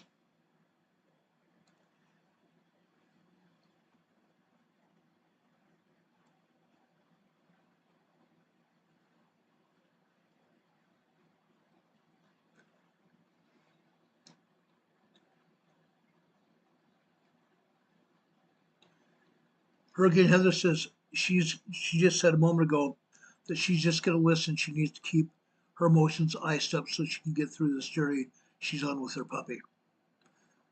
Hurricane Heather, please send me an email or a chat message telling me what is wrong with your puppy dear, your puppy dog. I love you, Heather. Heather's a great sister here. I've known Heather for a lot of years. She's just more than someone here in the chat. She's a very dear sister to me. So I'm very concerned about her. I'm concerned about her husband. I'm concerned about her dog. She's great people. Heather, we've been praying for you and your puppy dog for a while now. God bless you both. Richard Smith is reporting a 0.91.0 tremor at McCarthy Park, Alaska, with a depth of 16 kilometers deep. 8 miles deep. Fascinating.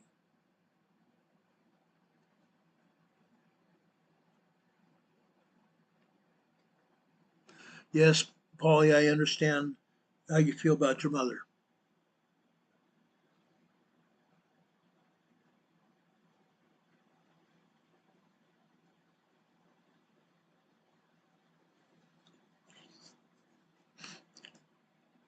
That's sad.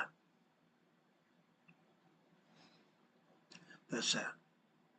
But anyway, what we're seeing here at Mount Rainier are earthquakes. A lot of earthquakes. Minor earthquakes, we're seeing tremors, we're also seeing minor, small, and even moderate earthquakes here. Michael Kearney just gifted 10 EMA memberships to people here in our chat. The Cayman, let's see, just hold on a second. K Maraba, Dustin K, Iceman, Raven Creek, Grant's Modern Life,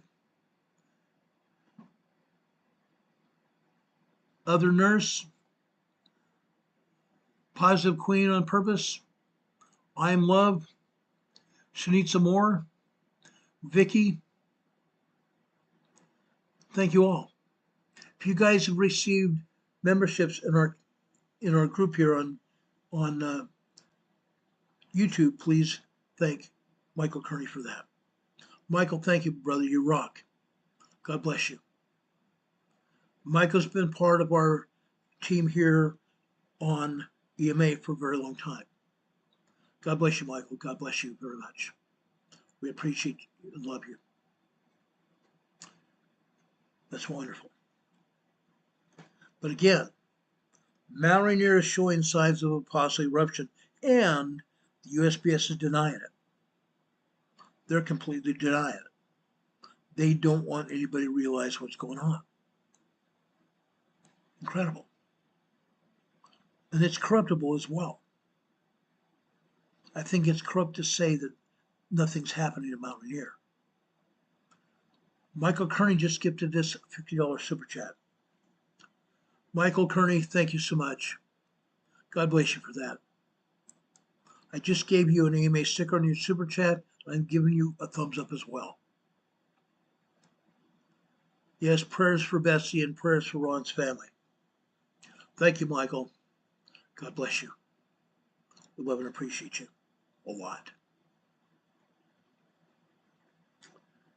Man, that means so much.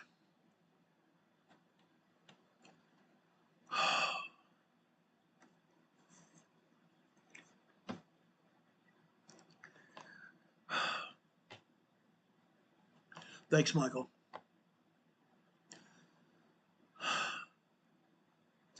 What we're seeing here on this seismogram is the VLF wave channel. Again, these VLF waves that you're seeing here, these low frequency waves here, called VLF waves, are just that. They're caused by magma coming into the magma chamber of this volcano, Mount Rainier. Mount Rainier is active, guys. Mount Rainier is active. Yes, there is a lot of magma coming into Mount Rainier. You can see it there. It's very active. Rob, thank you so much for that super chat. Rob just gave us a $10 super chat as well. Guys, I can't thank you enough. Your help here means wonders to Carol and I. God bless you both. I've known Rob for quite some time now. Rob is a dear brother of mine. We shared a lot of things together. Rob finally got his puppy home yesterday afternoon, and she's doing better. She's doing a lot better. Rob was really worried about her. He's had his puppy since she was a little tiny kid. So we're happy for your puppy. Thank you, Rob. God bless you. You guys are magnificent. I can't say enough about you. You guys are wonderful. Gosh, it's wonderful to be with you.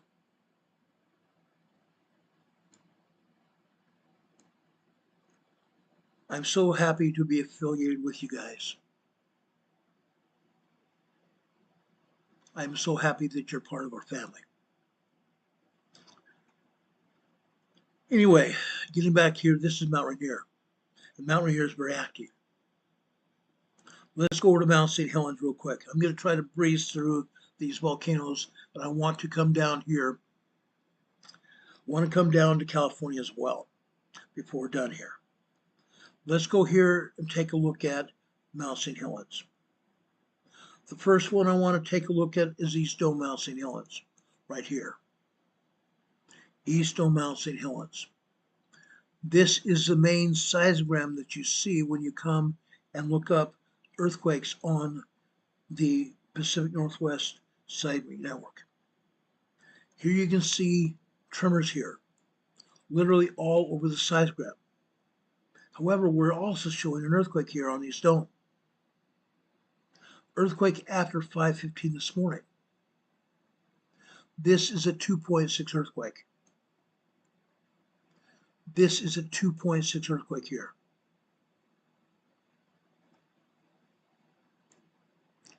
East Dome Mount St. Helens is also showing signs of a possible eruption. These minor earthquakes are not just a possible eruption, though.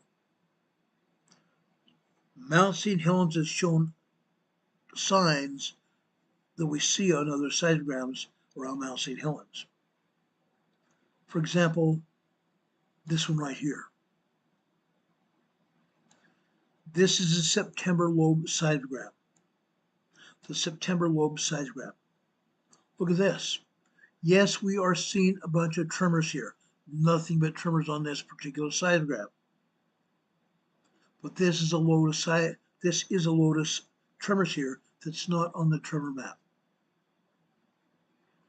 If this was on the tremor map, we'd be over 500 tremors on the tremor map now. That's how many we've shown you so far today. But again, the USPS and the Pacific Northwest Seismic Network are not showing these at all. They ought to be throttled for that, honestly. They ought to be taken down and off line for lying to the public. Lying to the public, that's exactly what they're doing. Now, let's take a look at another seismogram over Mount St. Helens. Again, this is September lobe, but this is a little bit different. This is a VLF wave channel again. The wavy lines you see here are again generated by magma coming into the Mount St. Helens volcano. Look here. Early yesterday evening, 5 p.m. Say between 5 p.m. and 7:30. Yes, it showed magma coming into the volcano, then it got less. Then after 9 p.m. last night, between 9 p.m. last night and 5 o'clock this morning, there was a lot of magma coming into the magma chamber here, right? Absolutely there was. All this magma would have caused earthquakes, right? Absolutely right. All of the magma that you see here coming into this volcano should have caused earthquakes all over the place. Let's go back to one of the other seismographs and show you what they show. Basically nothing. Basically nothing. Again, this is East Dome. All they're showing is that 2.5, 2.6 earthquake right there. Interesting enough. But it's no good. On this other one from September lobe, right here. Yes, during that time period, we are seeing a bunch of tremors. But we should have seen earthquakes as well. What do you think is happening? They are doctoring the seismographs. They are doctoring, turning down the seismographs so it's not showing earthquakes. They're not showing the earthquakes, guys.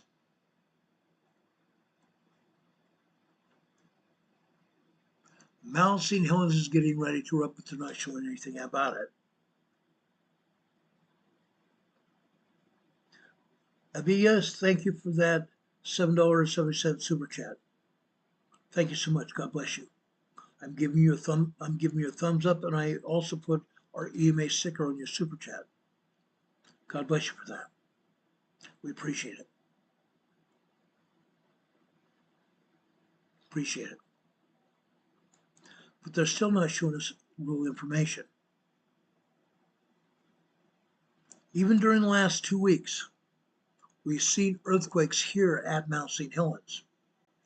2.0s, 2.5, and 3.0 earthquakes here at Mount St. Helens, but they're not showing us that today. They don't want us to know what's going on. Fancy that. Let's go down to Mount Hood. Mount Hood is a little bit different situation. Look at this at Mount Hood. Again, we are seeing the same thing that we're seeing at some of the other volcanoes.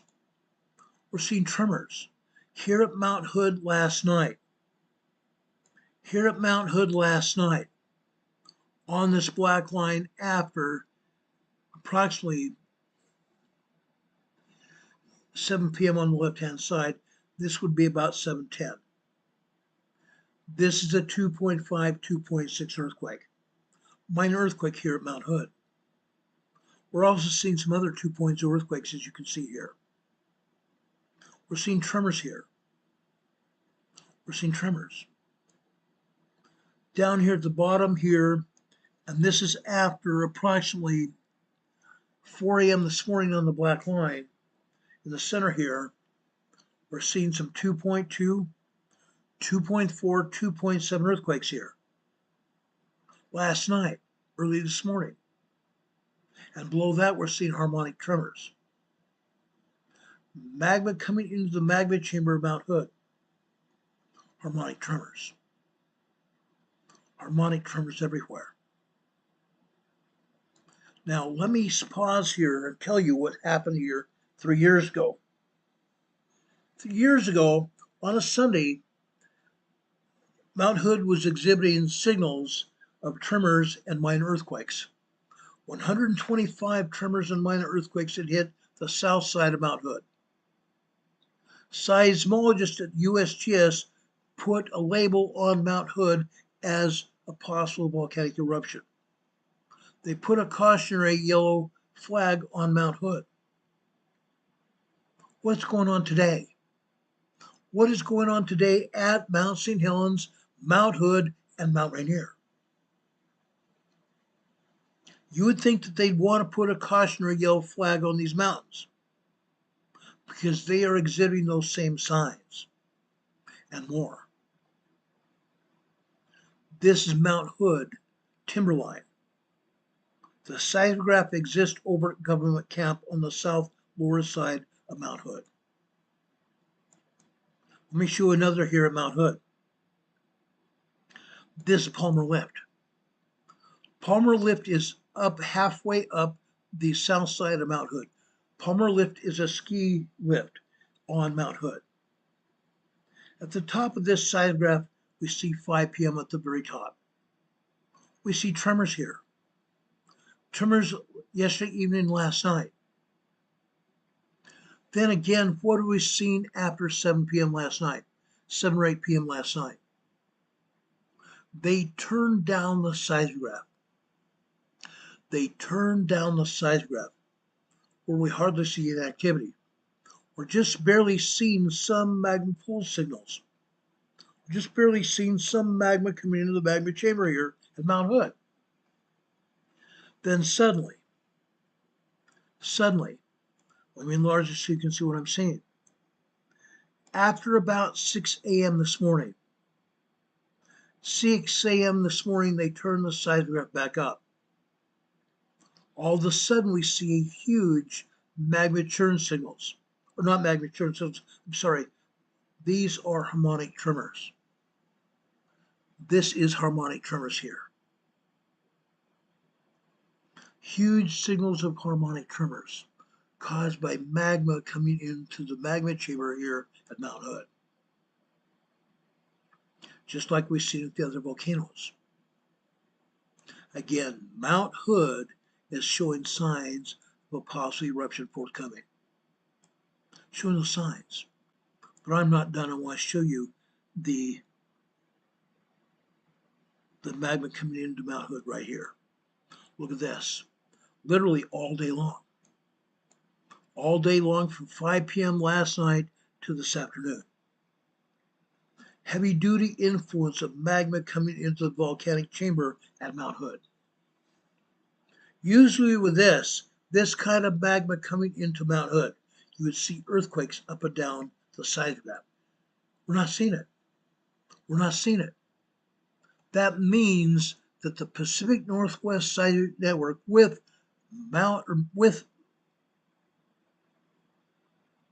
USGS scrubbing the earthquakes from the seismographs. They don't want us to know what's going on. They absolutely don't want us to know what's going on. A sad state of affairs. Mount Hood is showing us signs of a possible eruption as well. And yet they're not doing anything about it. Not a darn thing. Now, I want to go down here and show you other volcanoes. I want to go down to Mount Baker, or Mount Bachelor. Look at this. Bachelor only has one seismograph. This is it. Harmonic tremors and earthquakes hitting Mount Baker, or Bachelor Mountain. Bachelor Mountain is also showing some signs of volcanic unrest. Look down here below. We're seeing tremors and earthquakes. Much more than just harmonic tremors. We're seeing earthquakes. 2.0, 2.4, 2.5 earthquakes here at Bachelor Mountain. Wild, huh? Let's go down to Newberry. Newberry Volcano. What's this? The same kind of thing. This is the VLF wave channel at Newberry Volcano. The VLF wave channel, Newberry Volcano. Newberry Volcano is showing signs of volcanic unrest as well. Fascinating, huh? Absolutely. Absolutely is. Why are they not showing us more information? Why are they not showing us more information? Let's drop further south to Sisters Volcano. Look at this. This is the only thing that USGS has shown us, and the Pacific Northwest has shown us. Tremors. Tremors and minor earthquakes here. Tremors at the very top. Yesterday evening, last night, at the very top, nothing but tremors. But again, after 7 p.m., what happens? They turn down the seismograph itself. They turn down the machine, where it doesn't show us much of anything. Then again, in the early morning, they turn it back up. Yes, last night, before they turn it down at approximately 7:30 last night, 7:31 last night, we had a 2.5 earthquake. 2.5 earthquake. Okay? This morning, what do we have here?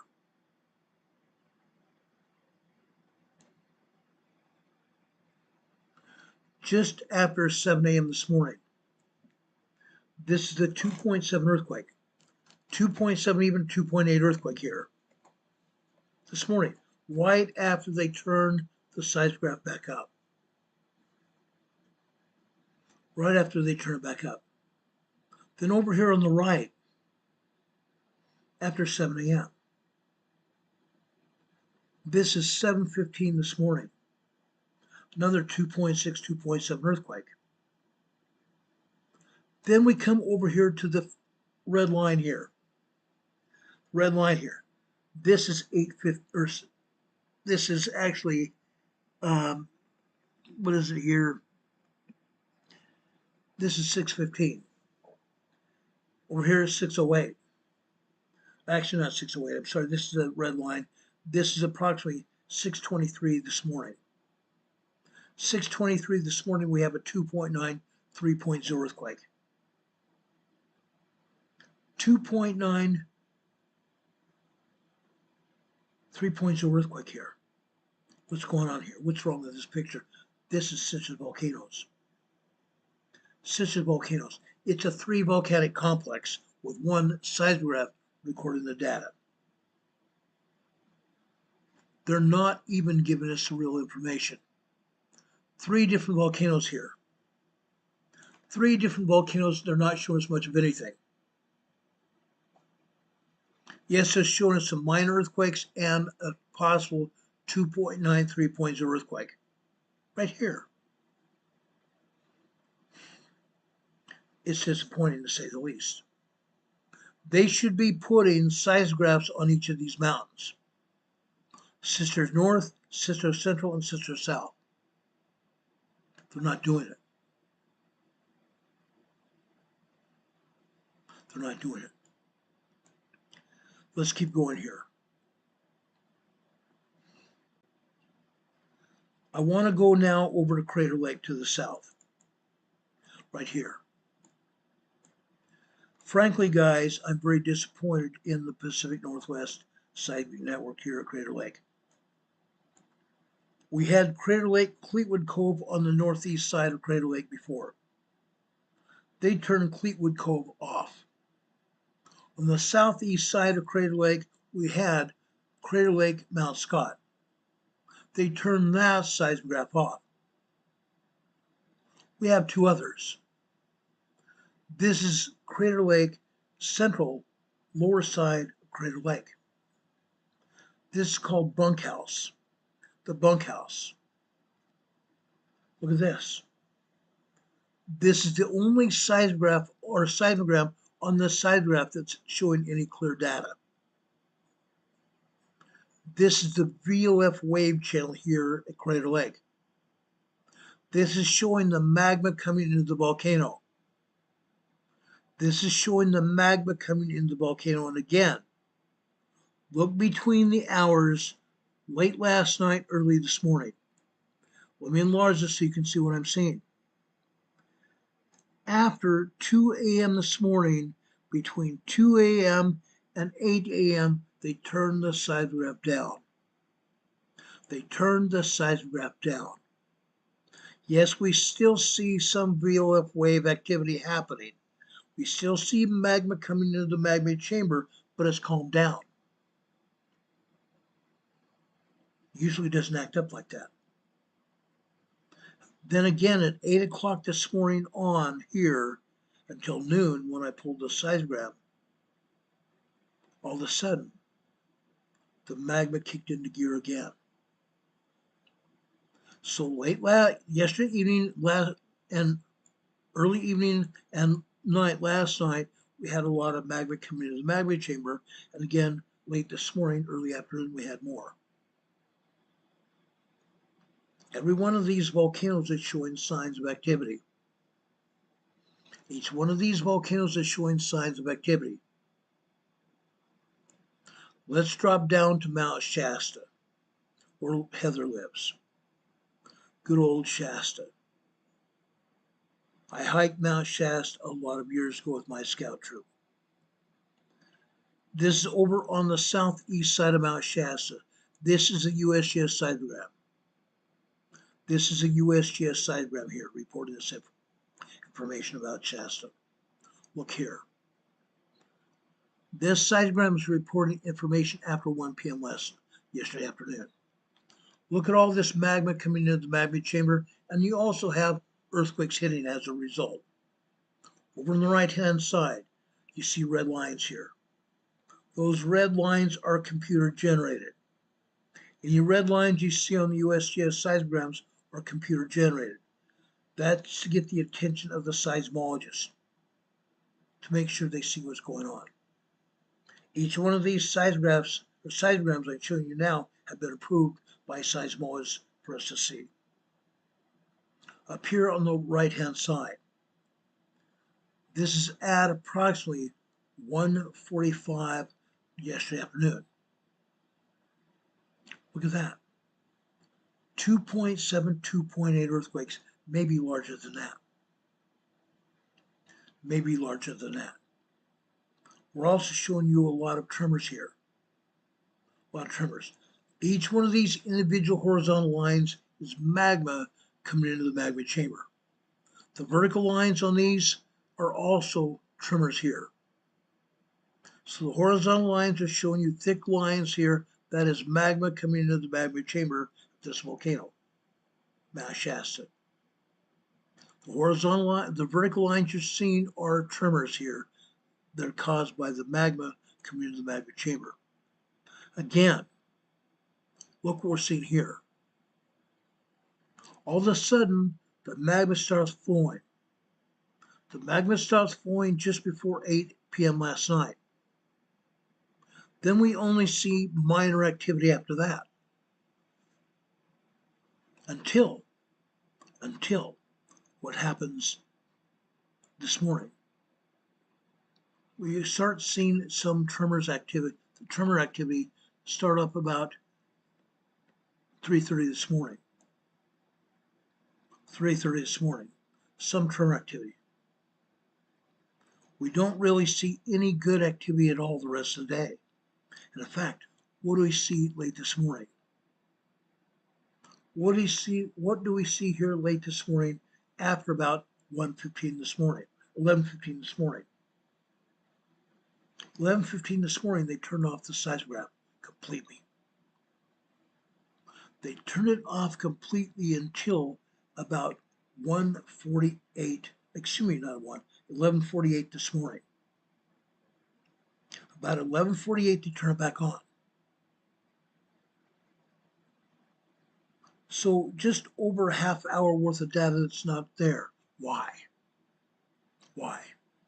Did they hide the information? I believe that's what we're seeing here. Michael Kearney just gifted another 5 memberships here to people in our chat here. Cindy Lou Coleman, Robin Moore, Devon Colmore, Gary, and DKB55 just received 1 month memberships here on our channel here. Guys, tomorrow morning I hope to be on the air with the members only meeting. So those of you that are members of our channel here will be able to meet with me tomorrow morning. Probably about 11 a.m. in the morning, I'll be on the air with you, 11 a.m. Eastern Time. So if you're available, please join us here on the members only meeting. We'd love to see you. This is Mount Shasta. Now I have several seismograms I could show you, but I'm not going to do it for lack of time. Let's move down here to Mount Lassen. Mount Lassen's active. Very active. Let me show you this seismogram right here. Let me pull it down. This here is this afternoon. Let's pull it down to the top here from yesterday evening. Look at this. Again, this seismogram started getting recorded just after 3 p.m. yesterday afternoon. Look over here to the right. Again, the red lines here are generated by the computer to get the attention of the seismologist, let him know what's happening. Yes, there are earthquakes here. The red lines here, vertical red lines, are instrumental in what we're seeing here because the vertical red lines are showing earthquakes. These are earthquakes, not tremors. These are at least 2.8, 2.9 earthquakes. 2.8, 2.9 earthquakes. We can't see the top of it because it's been cut off, and the bottom has also been cut off. When we see seismograph instrumentation where the censored readings are cut off at the top and the bottom, that means the agency doesn't want us to see how strong these earthquakes really are. Mount Lassen's very busy. Mount Lassen's very busy. It was very busy after 3 p.m. last night, or after 1 p.m. yesterday afternoon until approximately 2 p.m. Very busy. The horizontal lines are also showing magma coming into the magma chamber. The thicker the lines, the more magma coming into the magma chamber of Mount Lassen here. The thinner lines, the less magma. We're also seeing some earthquakes right here. This earthquake occurred after, I want to say 9 about 9:40 p.m. last night. That's a 2.6, 2.7 earthquake. And you see the vertical lines after that. What I believe happened here was the agency stopped recording information, then turned it back on about 30 seconds later. Because out to the right here, we see a secondary wave. That secondary wave lasted about, I want to say 1, 2, 3, 4, 5 minutes. That means this 2.6, 2.7 earthquake was probably actually a 3.5 earthquake. The longer the secondary wave, the more chance that this earthquake was really larger than what they're saying it is. That means they've doctored the seismograph. They've doctored it. Let's move down here to this earthquake sequence to the right here. This earthquake sequence happened after 3:15 in the morning. 3:15 in the morning on the left-hand side over here. This is approximately, I want to say, 3:25 this morning. Mount Lassen, a.m. Pacific time. Right here, the red lines are computer generated. The top and the bottom of these red lines have been cut off. I believe we're also seeing a partial cutoff of the blue lines as well, at the top and the bottom. What we're seeing here is a 2.6, 2.7 earthquake. It might be larger than that. Let's go to the secondary wave. The secondary wave lasted 1, 2 minutes. That means this is probably a 3.3, 3.4 earthquake. 3.3, 3.4 earthquake here at Mount Lassen early this morning.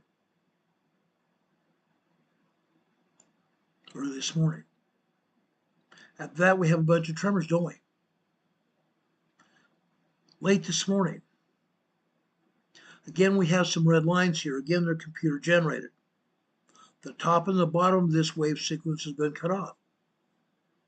That means these earthquakes were larger than they're telling us about by themselves. 2.5, 2.6.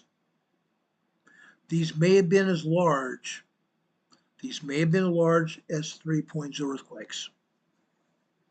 3.0 earthquakes after 3:15, 3:17, 3:8, excuse me, not 3. Okay, 3.0 earthquakes after about approximately 11:18, 11:19 a.m. this morning. Then 3 minutes later, we have another 3.0 earthquake here. And off to the right, we have another secondary wave. That secondary wave lasts about 1.5 minutes, which means that 2.5, 2.6 earthquake, again, was probably a 3.0 earthquake. Probably a 3.0 earthquake. Again, Mount Lassen is very busy. Mount Lassen is very busy. Do we have any questions about Northern California? These earthquakes from Northern California up into Canada are called the Cascade Mountain volcanoes. The Cascade Mountain volcanoes, the Cascade Mountain Range. The Cascade Mountain Range. As you've seen tonight, the Cascade Mountain Range has a lot of volcanoes that are getting ready to erupt. Fact, they're getting ready to erupt. Let's go down to Mammoth Volcano. Mammoth Volcano in East Central California. Mammoth Volcano has a lot of earthquakes, a lot. However, the earthquakes here at Mammoth are not as large as the other earthquakes we're seeing in the Cascade Mountain Range. Right here you see early this morning, there may have been a 3.5 earthquake here. Let's go down here to yesterday afternoon, early evening here. On this same sequence here, this seismogram was recorded starting about 1 p.m. yesterday evening. The red lines here are computer generated. The red lines here are indicative of 2.5, 2.7 earthquakes. 2.5, 2.7 earthquakes, and their sequence of earthquakes, meaning they're minutes apart. minutes apart. Most of these earthquakes look like they happened after 3:45 yesterday afternoon. On the left-hand side, we see a great deal of magma coming into the magma chamber here. That is indicative of a lot of magma coming in. That magma may have caused these earthquakes. That magma may have caused these earthquakes, and on the right-hand side, we're also seeing a great deal of magma there. We have, as you can see, on each individual horizontal line here, we're seeing a lot of magma. The thicker the lines, the more magma we see coming into the magma chamber here. And the vertical line, the small vertical lines are tremors here. They're tremors caused by the magma. Now again, between 9:45 yesterday evening and 3:30 this morning, even later than that, even down to 5:45 this morning, between 21:45, 9:45 last night to 5:45 a.m. this morning, you see very little activity. That's because they turned down the seismograph. They turned down the seismograph. They don't want anybody to know what's going on. Then we come upon this earthquake this morning, early. Okay, it's on the 315 line. 315 on the left-hand side over here, it's about 325. Interesting, huh? Look here. The red lines are cut off from the bottom of the top. On the right-hand side, we have a secondary wave that lasts about 2 minutes. The top and the bottom of this wave sequence here is cut off. By itself, it would mean a 2.4, 2.5 earthquake. The secondary wave tells us that this was probably a 3.0 earthquake. That means this seismograph was turned down to about 30% of real world. 30% of real world. They turned it farther down than that. So this earthquake here could have been a 5.0 earthquake. 5.0 large earthquake this morning. Does anybody here in the chat live near Mount Lassen? And did you feel any earthquake activity? On another venue, I'm going to go over and ask them if there was anybody on or near Mount Lassen that may have felt this earthquake this morning. Yes, I know people on another venue that may have felt this earthquake because they live near Mount Lassen. And I'm going to ask that question. Charlene's here in the chat saying it's a blessing to have a go bag. Underfunding leaves us homebound, elders in rural America without services. Can we change this? So many people without any means. Now, guys, I heard, this has nothing to do with these earthquakes I'm telling you about now, but I heard just about a week or so ago that President Trump was going to increase the amount of Social Security income coming to people. There's supposed to be an increase in Social Security income coming, hopefully within the next month or so. So look for it. And if it doesn't come within the next couple of weeks, even a month, I wouldn't even wait. I would wait at least a month, maybe 2 months, not past September 1st. If you don't see an increase in your Social Security earnings, call Social Security and ask them. Tell them that you heard that President Trump had increased the amount of Social Security going out. And ask them why you're not getting it. Ask them if you are eligible to receive it. You might be eligible, and they just haven't given it to you. That tells you one thing, that the people on Social Security Administration are not wanting to give out the money. They are violating the presidential order. The people at Social Security are not wanting to send out the money is a violation of presidential order. Look at the earthquakes later on this morning. 6 a.m., 6:45, 7 o'clock this morning.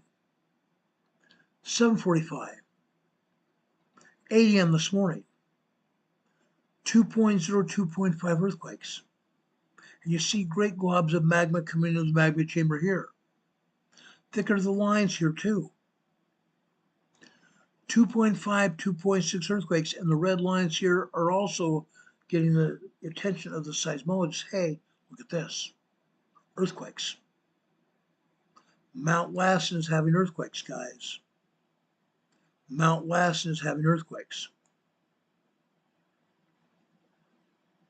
Actually, guys, I think this is Mammoth. Yes, this is Mammoth Mountain. Mammoth Mountain is having earthquakes, guys. No doubt about it. Mammoth Mountain is seeing earthquakes. Let's go east over to Long.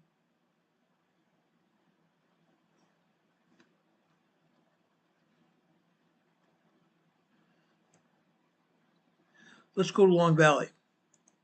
Let me show you a seismogram here at Long Valley. Look at this. Just like Mammoth Mountain. Just like Mammoth Mountain, where we see here.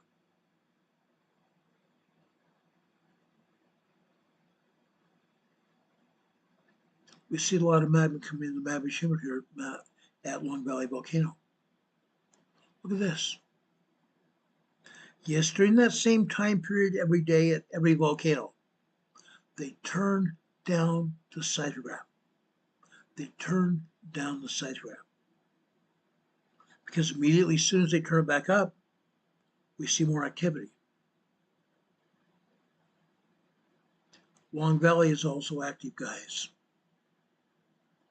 I checked all the seismographs all over Long Valley and Mammoth Mountain. There are no big earthquakes at all. There are no small, there are no minor, there are no nothing. All we have here are tremors, basically. All we have here are tremors. Now let's go further south.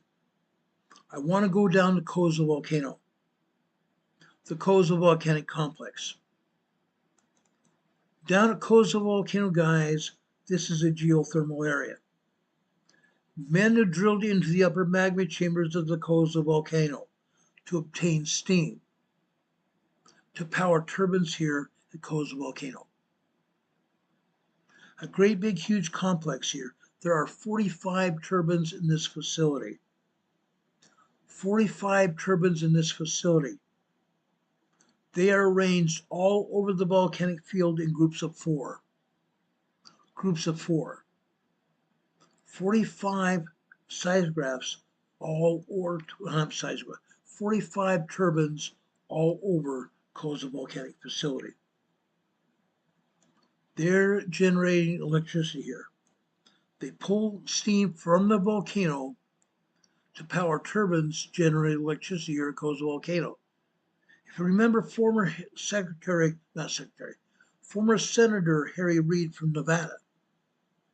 Senator Reid from Nevada helped engineer the money to come up with the money to buy turbines and turbine facilities here to generate electricity from Koza Volcano. The electricity comes to power people over here in all over California. Southern California Edison. Southern California Edison. Late last night, or actually not late last night even. Yesterday afternoon, early yesterday afternoon, you see 2.5, 2.7 earthquakes. Up at the right top, the top and the bottom of this sequence of quakes was cut off, which means this could have been a 3.0 earthquake. Coming back down here at the bottom, we see the top of this sequence cut off as well. Could have been 3.0 earthquakes, guys. This sequence could have been 3.0 earthquakes. And as you can see over on the right-hand side, we see a lot of magma coming into the magma chamber. Guess what? Magma caused these earthquakes here at Koza Volcano. Magma caused all of the tremors and all of the earthquakes here at Koza Volcano. And actually, this is the most earthquakes that you've seen at Koza Volcano ever. I've been showing Koza Volcano for years and years. 5 years minimum. I've never seen this many earthquakes at Coza Volcano at all. Over here on the right, this line here is after 12:30 this morning. So over here, this is about 12:14 a.m. This is a 2.5, 2.6 earthquake here. Just below it down here. This is after 3 a.m. this morning.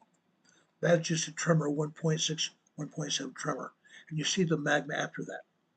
Magma caused tremor here. You see a 2.3 earthquake right here, below that. This happened after approximately, I want to say it's on the 5, this is on the 5:45 line. So this is about 5:56 a.m. this morning. 2.4, 2.5, well, it could be a 2.6 earthquake, possibly 2.6 earthquake. Then we come down, we see these thinner lines with more magma here, and thinner lines after that, magma pulse signals here. Yes, we see tremors. We also see periods here this morning where they turned off the seismograph. They turned off the seismograph, you can see here. Where you don't see any lines, they turned off the seismograph here multiple times. Sad. Sad that they do this. Now I want to show you one other. Okay? I want to show you one, well, actually I want to show you several more seismographs. Seismographs, I should say, seismographs. Now, they have turned off seismographs at China Lake. They have turned off seismographs at China Lake. At China Lake, there was a seismograph, and it was China Lake Ridgecrest. China Lake Ridgecrest. It showed earthquakes all over that area, and they turned it off. Now, I know for a fact there are earthquakes there. I've seen it. I've seen them. But again, the seismograph has been turned off. We don't have that any longer. So the next place I'm going to take you is down in Southern California. I'm going to take you down to the Imperial Valley again. I'm going to take you down to the Salton Sea. I want you to see what's going on. Now, if our buddy Juanito is here, Juanito and his family live in El Centro, California. They see earthquakes in El Centro, California all the time. Literally all the time. Here on this USGS seismograph, on the seismograph here, we're showing earthquakes here. All over the place. Literally all over the place. But again, the time period between, on this particular case, the time period between about 10 p.m. on down here to about 5 a.m., you only see a handful of events. That's because, again, they turned down the seismograph. They turned down the seismograph because up here, last night, we see more activity, don't we? A lot more activity. On this one line here at 1500 hours. 1500 over here on the left is 3 p.m. We come over here to the center. That's about 3:10, 3:12 p.m. yesterday afternoon. We're showing a 2.7 earthquake. But again, they've turned down this seismograph. That should probably be a 3.0 earthquake here. That is typically what we see here at Calipatria. That's typically what we see at Imperial Valley, Imperial and El Centro. 3.0 earthquakes all the time. The USGS seismograph here is reported to us. They've turned down the seismograph and also they've doctored the information. They've doctored the information. Here, this morning, early morning, For us, it's early morning. This is 7 a.m. Pacific time here in California. Look at these earthquakes here in red. The top and the bottom have been cut off. Right here, you would see 2.7, 2.8 earthquakes, but the top and the bottom are cut off. They're a lot larger earthquakes. You see at least 3.0 earthquakes happening here. These are 3.0 earthquakes happening here all day long. All day long. Look here at the bottom especially. Look at the sequence down at the very bottom especially.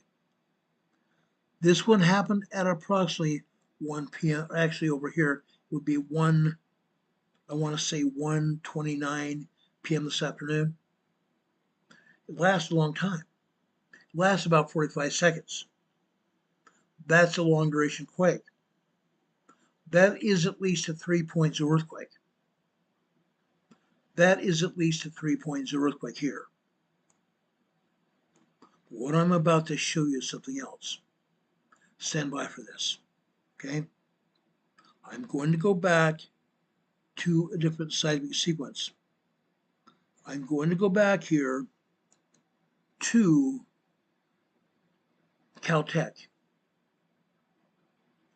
I'm going back here to Caltech because Caltech is going to tell us what really is going on.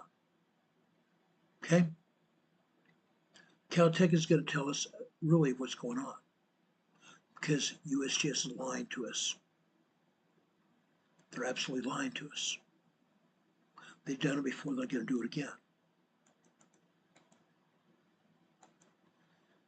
Let me show you the seismogram from Caltech. At least Caltech is going to be honest.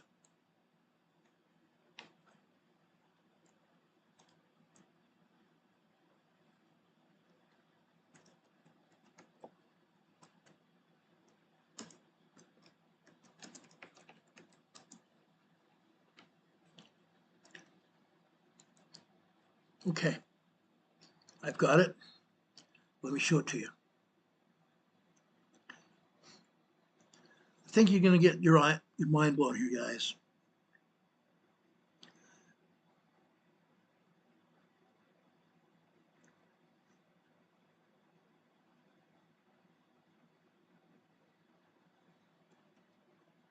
Okay, hold on a second. It didn't show up.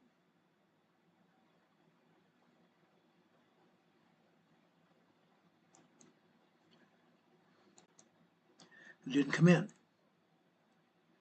We're going to try this one more time.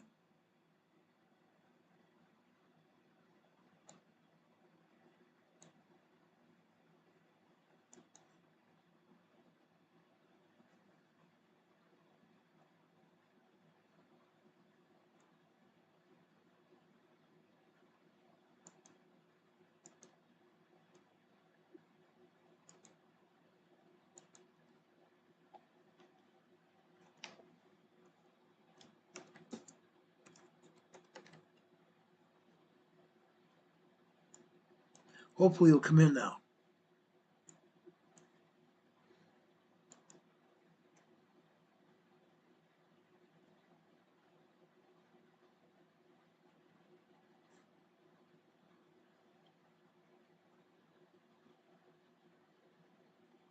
Well, doggone it. Let me see if I can try another way here.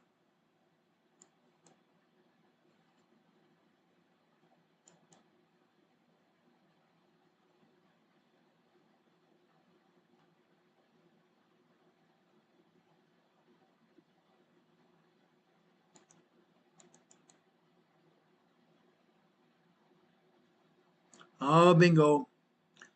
There was a problem. I figured out the problem here. Sorry about that. My bad, guys. That was my bad. Let me show you this, guys. Look at this.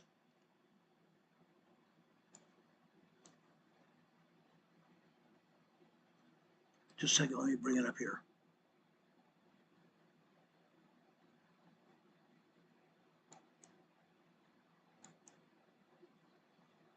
Just a second. I'm getting it.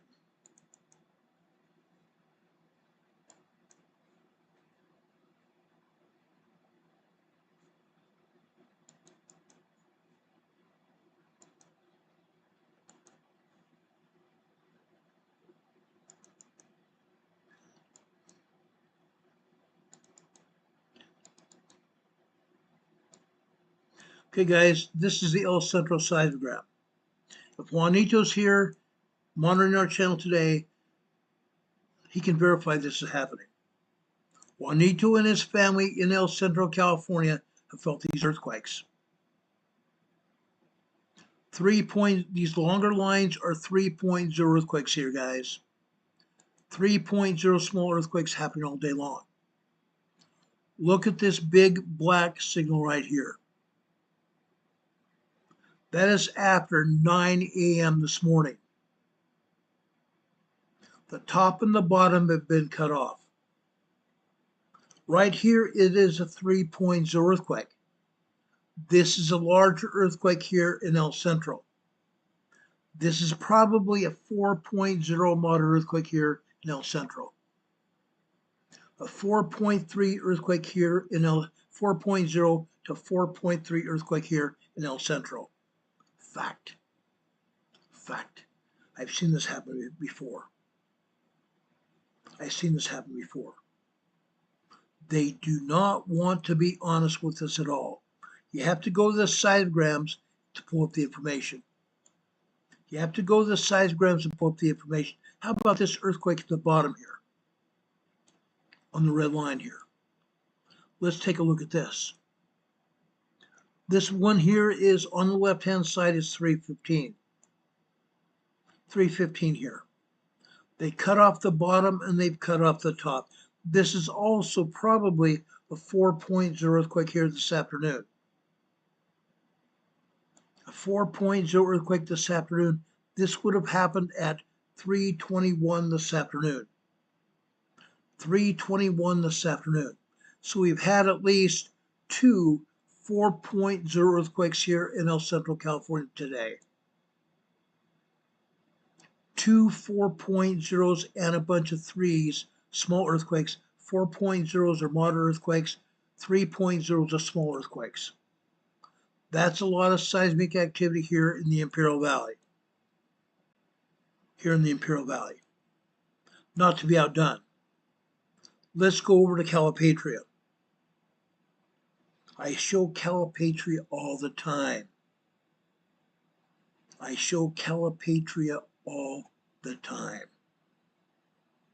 There are a lot of earthquakes here in Calipatria. Let's bring them up here. Let's show you what's really going on here.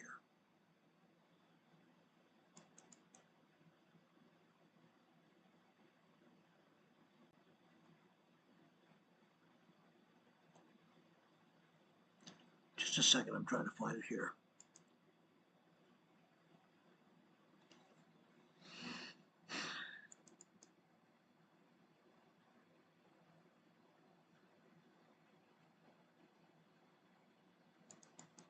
Okay, this is a seismogram at Calipatria, guys. Look at this.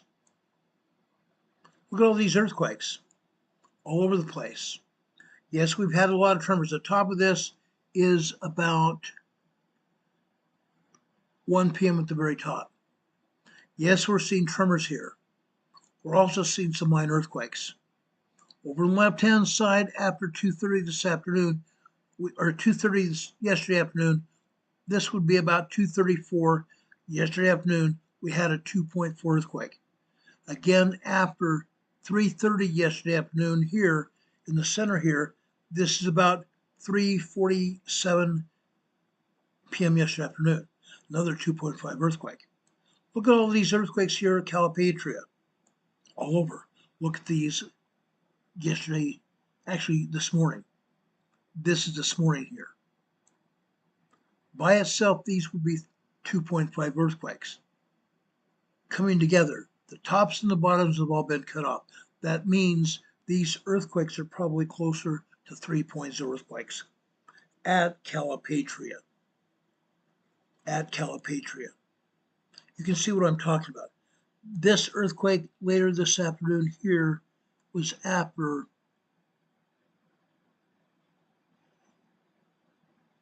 2 p.m. This is about 2:25. About 2:25 this afternoon. Another 3.0 earthquake. Calipatria, guys, it's happening all over the place. Earthquakes are happening all over this area, guys. Literally all over Southern California. It's ramping up. It's ramping up. What have we told you about the Salton Sea? What have we told you about the Salton Sea, guys? Down in the southern part of the Salton Sea, there's a volcano. It's called the Salton Butte Volcano. The Salton Butte Volcano. It's a big deal. It's a very big deal. Now, let me bring up the USGS map.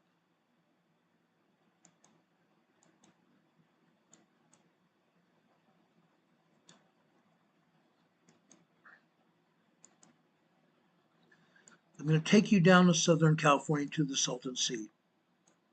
I want you to see what I'm seeing. Right down here is the Salton Sea here. You guys can see it here. Down here at the southern part of the Salton Sea, you see the Sonny Bono Salton Sea National Wildlife Refuge. Right there where you see the R. Right there where you see the R is the Salton Butte Volcano underwater here. Occasionally when the Salton Sea dries up, or somewhat dries up, it doesn't always disappear, but when the water starts evaporating here, it sinks like high heaven. There's no outlet for the water in the Salton Sea, and there's no inlet either. It doesn't get fresh water unless it rains. As a result, the water in the Salton Sea smells and tastes, well, you don't go in it because it has too many chemicals. Chemicals have leached in from the agriculture in the area. That's very dangerous. You can actually burn your skin from the water in the Salton Sea. It didn't used to be that. Back in the 40s, 50s, people used to swim in here. It's very salty water. Now it stinks like sulfur. That's because of the Salton Butte Volcano. Now, in the southern side of the Salton Butte the southern side of the Salton Sea, when the water evaporates, sometimes you can see buttes here. Buttes left by magma that had erupted at one time. Buttes that have been left by magma that had erupted at one time. Left buttes, fingers sticking up. Fingers like this sticking up out of the ground. Obsidian buttes. Obsidian buttes. Now they say the Salton Butte volcano is very active. They say it's very active, that it could erupt at any time. As we show you today, there are 3.0 earthquakes here in the Imperial Valley. Right down here in El Centro. This is El Centro. Over here to the west here is El Centro Naval Air Station. That's Naval Air Station El Centro there. Going to the north here is the town of Imperial. In the past, we've shown you seismograms showing you what is happening in the town of Imperial, California. Okay? There used to be a seismograph sitting here in Westmoreland. There used to be a seismograph sitting here in Westmoreland, probably is, but they've turned it off. They've turned off. So we no longer can see earthquakes happening here in Westmoreland. However, over here in Calipatria, the seismograph is still active. As a result, you can see the earthquakes happening here in Calipatria. We can go south. We can go south here. That's Rockwood. Down here is Brawley, California. Let's go out here to the east. Not that far east.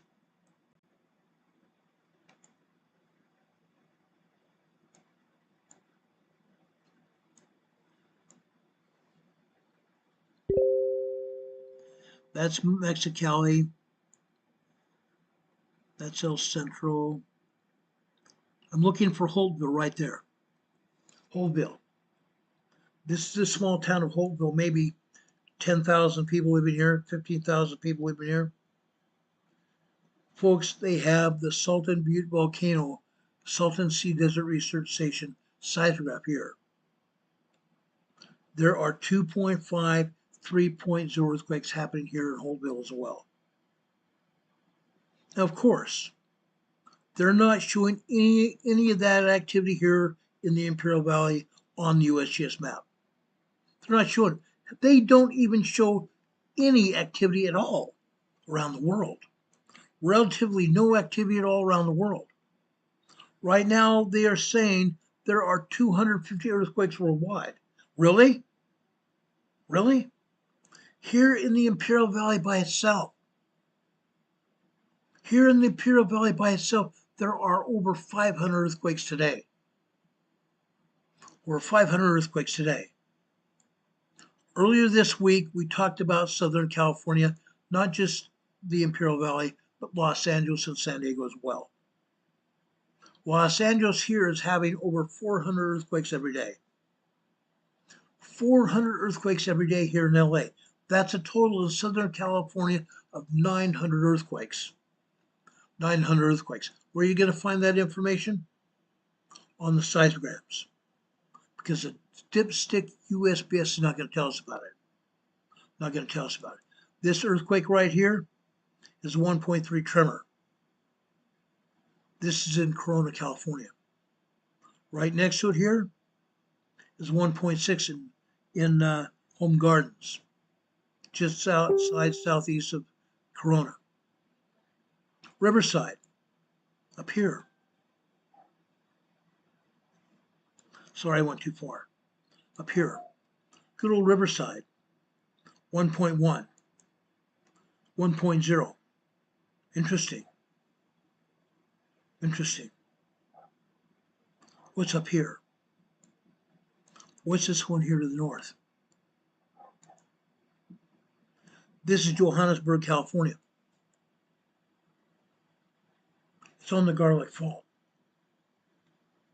They have swarms of earthquakes here. This is a 3.0 earthquake here. Up here to the north right here.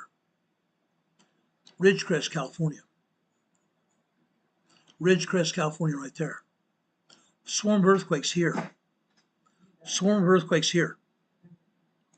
Swarm of earthquakes here, right here.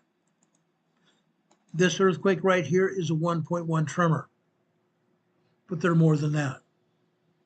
Because the USGS doesn't want us to know about it. The USGS doesn't want to know about it. I showed you the seismograms around this area. They don't want us to know exactly what's going on. It's very apparent. In the southern part of the Cascades subduction zone here in Northern California, off the coast of Northern California, over here off the Gorda Escarpment, out here in the ocean. This is east of Petrolia, California. Excuse me, not east. This is west of Petrolia, California. This is a 2.3 earthquake in the southern part of the Cascades subduction zone region. The southern part of the Cascades subduction zone region. Now we told you about earthquakes on land at the volcanoes and the tremors up and down the coastline. You don't see any of that here on the map at all. They're not talking about it. We've shown you the evidence of it happening. We've given you the evidence of it happening because they are never going to tell us about it. They are never, ever going to tell us about it. There is something else I want to share with you before we leave the air. I think it's important. Last Friday, we had a bunch of our immigration customs enforcement officers who were attacked in Alvarado, Texas. I have a report for you. I would ask you to please stay tuned for this. This is important information. Please stay tuned for this little bit of information here. The acting United States Attorney. Good evening, everyone. My name is Nancy Larson. I'm the acting United States Attorney for the Northern District of Texas. Thank you all for being here. We're here to tell you that late at night on July 4th, Friday night at approximately 10:37 p.m. at the Prairieland Ice Detention Center in Alvarado, Texas. 10 to 12 individuals dressed in black military-style clothing began shooting fireworks and engaging in acts of vandalism at the facility. And this was part of an organized attack. Today, my office has charged 10 individuals with 3 counts of attempted murder of a federal officer. Each of the 10 are also charged with 3 counts of discharging a firearm in relation to a crime of violence. Each of these defendants faces a mandatory prison term of 10 years and up to life in prison. An additional co-conspirator was charged with obstruction of justice and conspiracy for attempting to conceal and destroy evidence in relation to the attack, and he faces up to 10 years in prison. Let's discuss the incident. It was a planned ambush with the intent to kill ICE corrections officers. Make no mistake, this was not a so-called peaceful protest. It was indeed an ambush. The attackers used the vandalism that I described, which seemed to be designed to draw ICE personnel outside the facility, and it worked. After about 10 minutes of having convened, 1 or 2 individuals broke off from the group. They engaged in the graffiti, they damaged vehicles and a guard structure. The graffiti had such words as traitor, ice pig, other profanity. Then there was a 911 call from the facility. 2 unarmed corrections officers went outside to speak with the vandals. One of the gunmen signaled using a flashlight to the vandals. Now, the gunman was not with them. He was separate and apart. At one point, the Alvarado police officer arrived, a single police officer. An assailant who was positioned in the woods shot him in the neck area. Another assailant who was across the street, nowhere near the corrections officers, shot 20 to 30 rounds at these unarmed corrections officers. There was an AR-style rifle found at the scene. It was jammed, apparently discarded by the attackers. The assailants fled. The Johnson County Sheriff's Office was able to stop a vehicle. There was a single driver in that vehicle. The sheriff deputy saw in plain sight a firearm. Another firearm was in the back seat, and there were 2 Kevlar ballistic style vests also in that vehicle. There was a second encounter with law enforcement about 300 yards from where the police officer was shot in the neck. Sheriff deputies stopped 7 individuals. Some were wearing body armor, some were covered in mud, some were armed, and some had 2-way radios on them. There were a total of 12 sets of body armor found during various searches of vehicles, defendants, and the area around the Prairieland Detention Center. And this included a flag saying, "Resist fascism, fight oligarchy." Law enforcement officers found spray paint. They found flyers such as "Fight ICE Terror with Class War," "Free all political prisoners." One of the attackers' cell phones had cell phones inside a Faraday bag.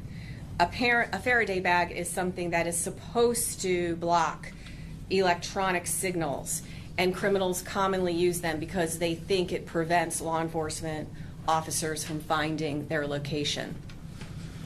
Over the course of the weekend, additional related searches occurred. We found masks, goggles, tactical gloves.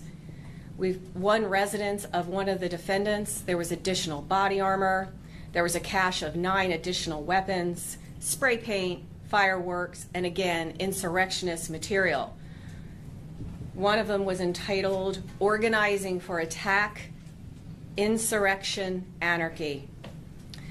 Due to the rapid response of local law enforcement, these individuals were quickly apprehended. This was an egregious attack on federal and local law enforcement officers, and it is part of an increasing trend of violence against them. Okay, I'm going to cut off there. You can go over here. I have the name of this YouTube program by Channel 4 News in Texas, Fox 4 in Texas. You can go over there and find it's another 6 or 7 minutes of information briefing from this assistant district attorney to the federal government in Texas. What happened in Texas was egregious. An attack on our federal correctional officers that were unarmed. Unarmed. They're planning on killing them. One police officer there, a local police officer, arrived there and he was shot in the neck. Attempted murder. The assailants were arrested. The assailants were arrested, and rightfully so. It's too bad that kind of stuff still happens. We have a bunch of insurrectionists here in the United States that want to kill us, to kill all of us and take us over. It's not enough to elect a president of the United States that we can trust that is also helping our country. We have a bunch of other people. We have politicians within our own government. They're trying to take our president down. That's because he's not a Democrat like them. They didn't do it with Biden. They supported everything he did. They allowed illegal aliens into our country. Now we are deporting them and they don't like it. They're trying to kill our police officers. They're going after each one of us as well. Why am I telling you this? Because I'm asking each one of you to be prepared. I'm asking each one of you to be prepared. That is one of the things we do on this channel. We ask our people to be prepared. Be prepared for what might happen. Some of you have talked about being prepared with go bags and emergency kits. It's absolutely essential. Tomorrow evening, we will talk about emergency preparedness because it's Preparedness Friday. So folks, please join us here with Preparedness Friday to talk about emergency preparedness. If there are earthquakes, yes, we are going to talk about Mount Rainier, Mount St. Helens, Mount Hood, and possibly one other place, one other volcano, because these volcanoes are beginning to show signs of a possible eruption. We will talk about that. If there are any other major earthquakes, just like last night, we'll also talk about that as well. So folks, please join us for that. We appreciate you being here tonight. We thank you for that. We love each and every one of you. We want you here. After the end of each program, I usually end this program with a short devotional. Today's devotional comes from the book of Matthew in the New Testament. We're going to start with chapter 13, verses 45 and 46. Again, the kingdom of heaven is like unto a merchant man, seeking goodly pearls, who, when he had found one pearl of great price, went and sold all that he had and bought it. What is a pearl of great price to us? It is the scriptures. The pearl of great price to us is the scriptures. The scriptures are the word of God. I urge each and every one of you. I urge each and every one of you to read the scriptures. Find out what the Lord God wants us to do. Find out what Jesus Christ wants to do in our lives. Then do it. Do it, guys. Follow the Lord. Follow the Lord. Yes, you don't have to sell everything you have, but you need to be prepared. As I said last night, I believe we are entering the time when Jesus Christ is going to appear. He may already be here. He may already be here. We need to be prepared for his presence in our lives. And yes, we are going to see the great and terrible day when Jesus Christ will come again and take over this earth. May God bless you. May God be with you this day and always. If anything else happens tonight or in the morning, we'll be back on the air to tell you about it as soon as the information becomes available. Again, at approximately 11 a.m. in the morning, we'll be on the air with a members-only meeting. I urge everybody here that's a member of this EMA family to join us here on the EMA meeting tomorrow morning. Until then, God bless you. God be with you until we meet again. We'll see you on the other side. Have a good one, guys. We love you very much. And thank you for your support. Thank you for my prayers for my wife and our family and I. God bless you. Thank you for everything. We'll see you soon. Bye-bye.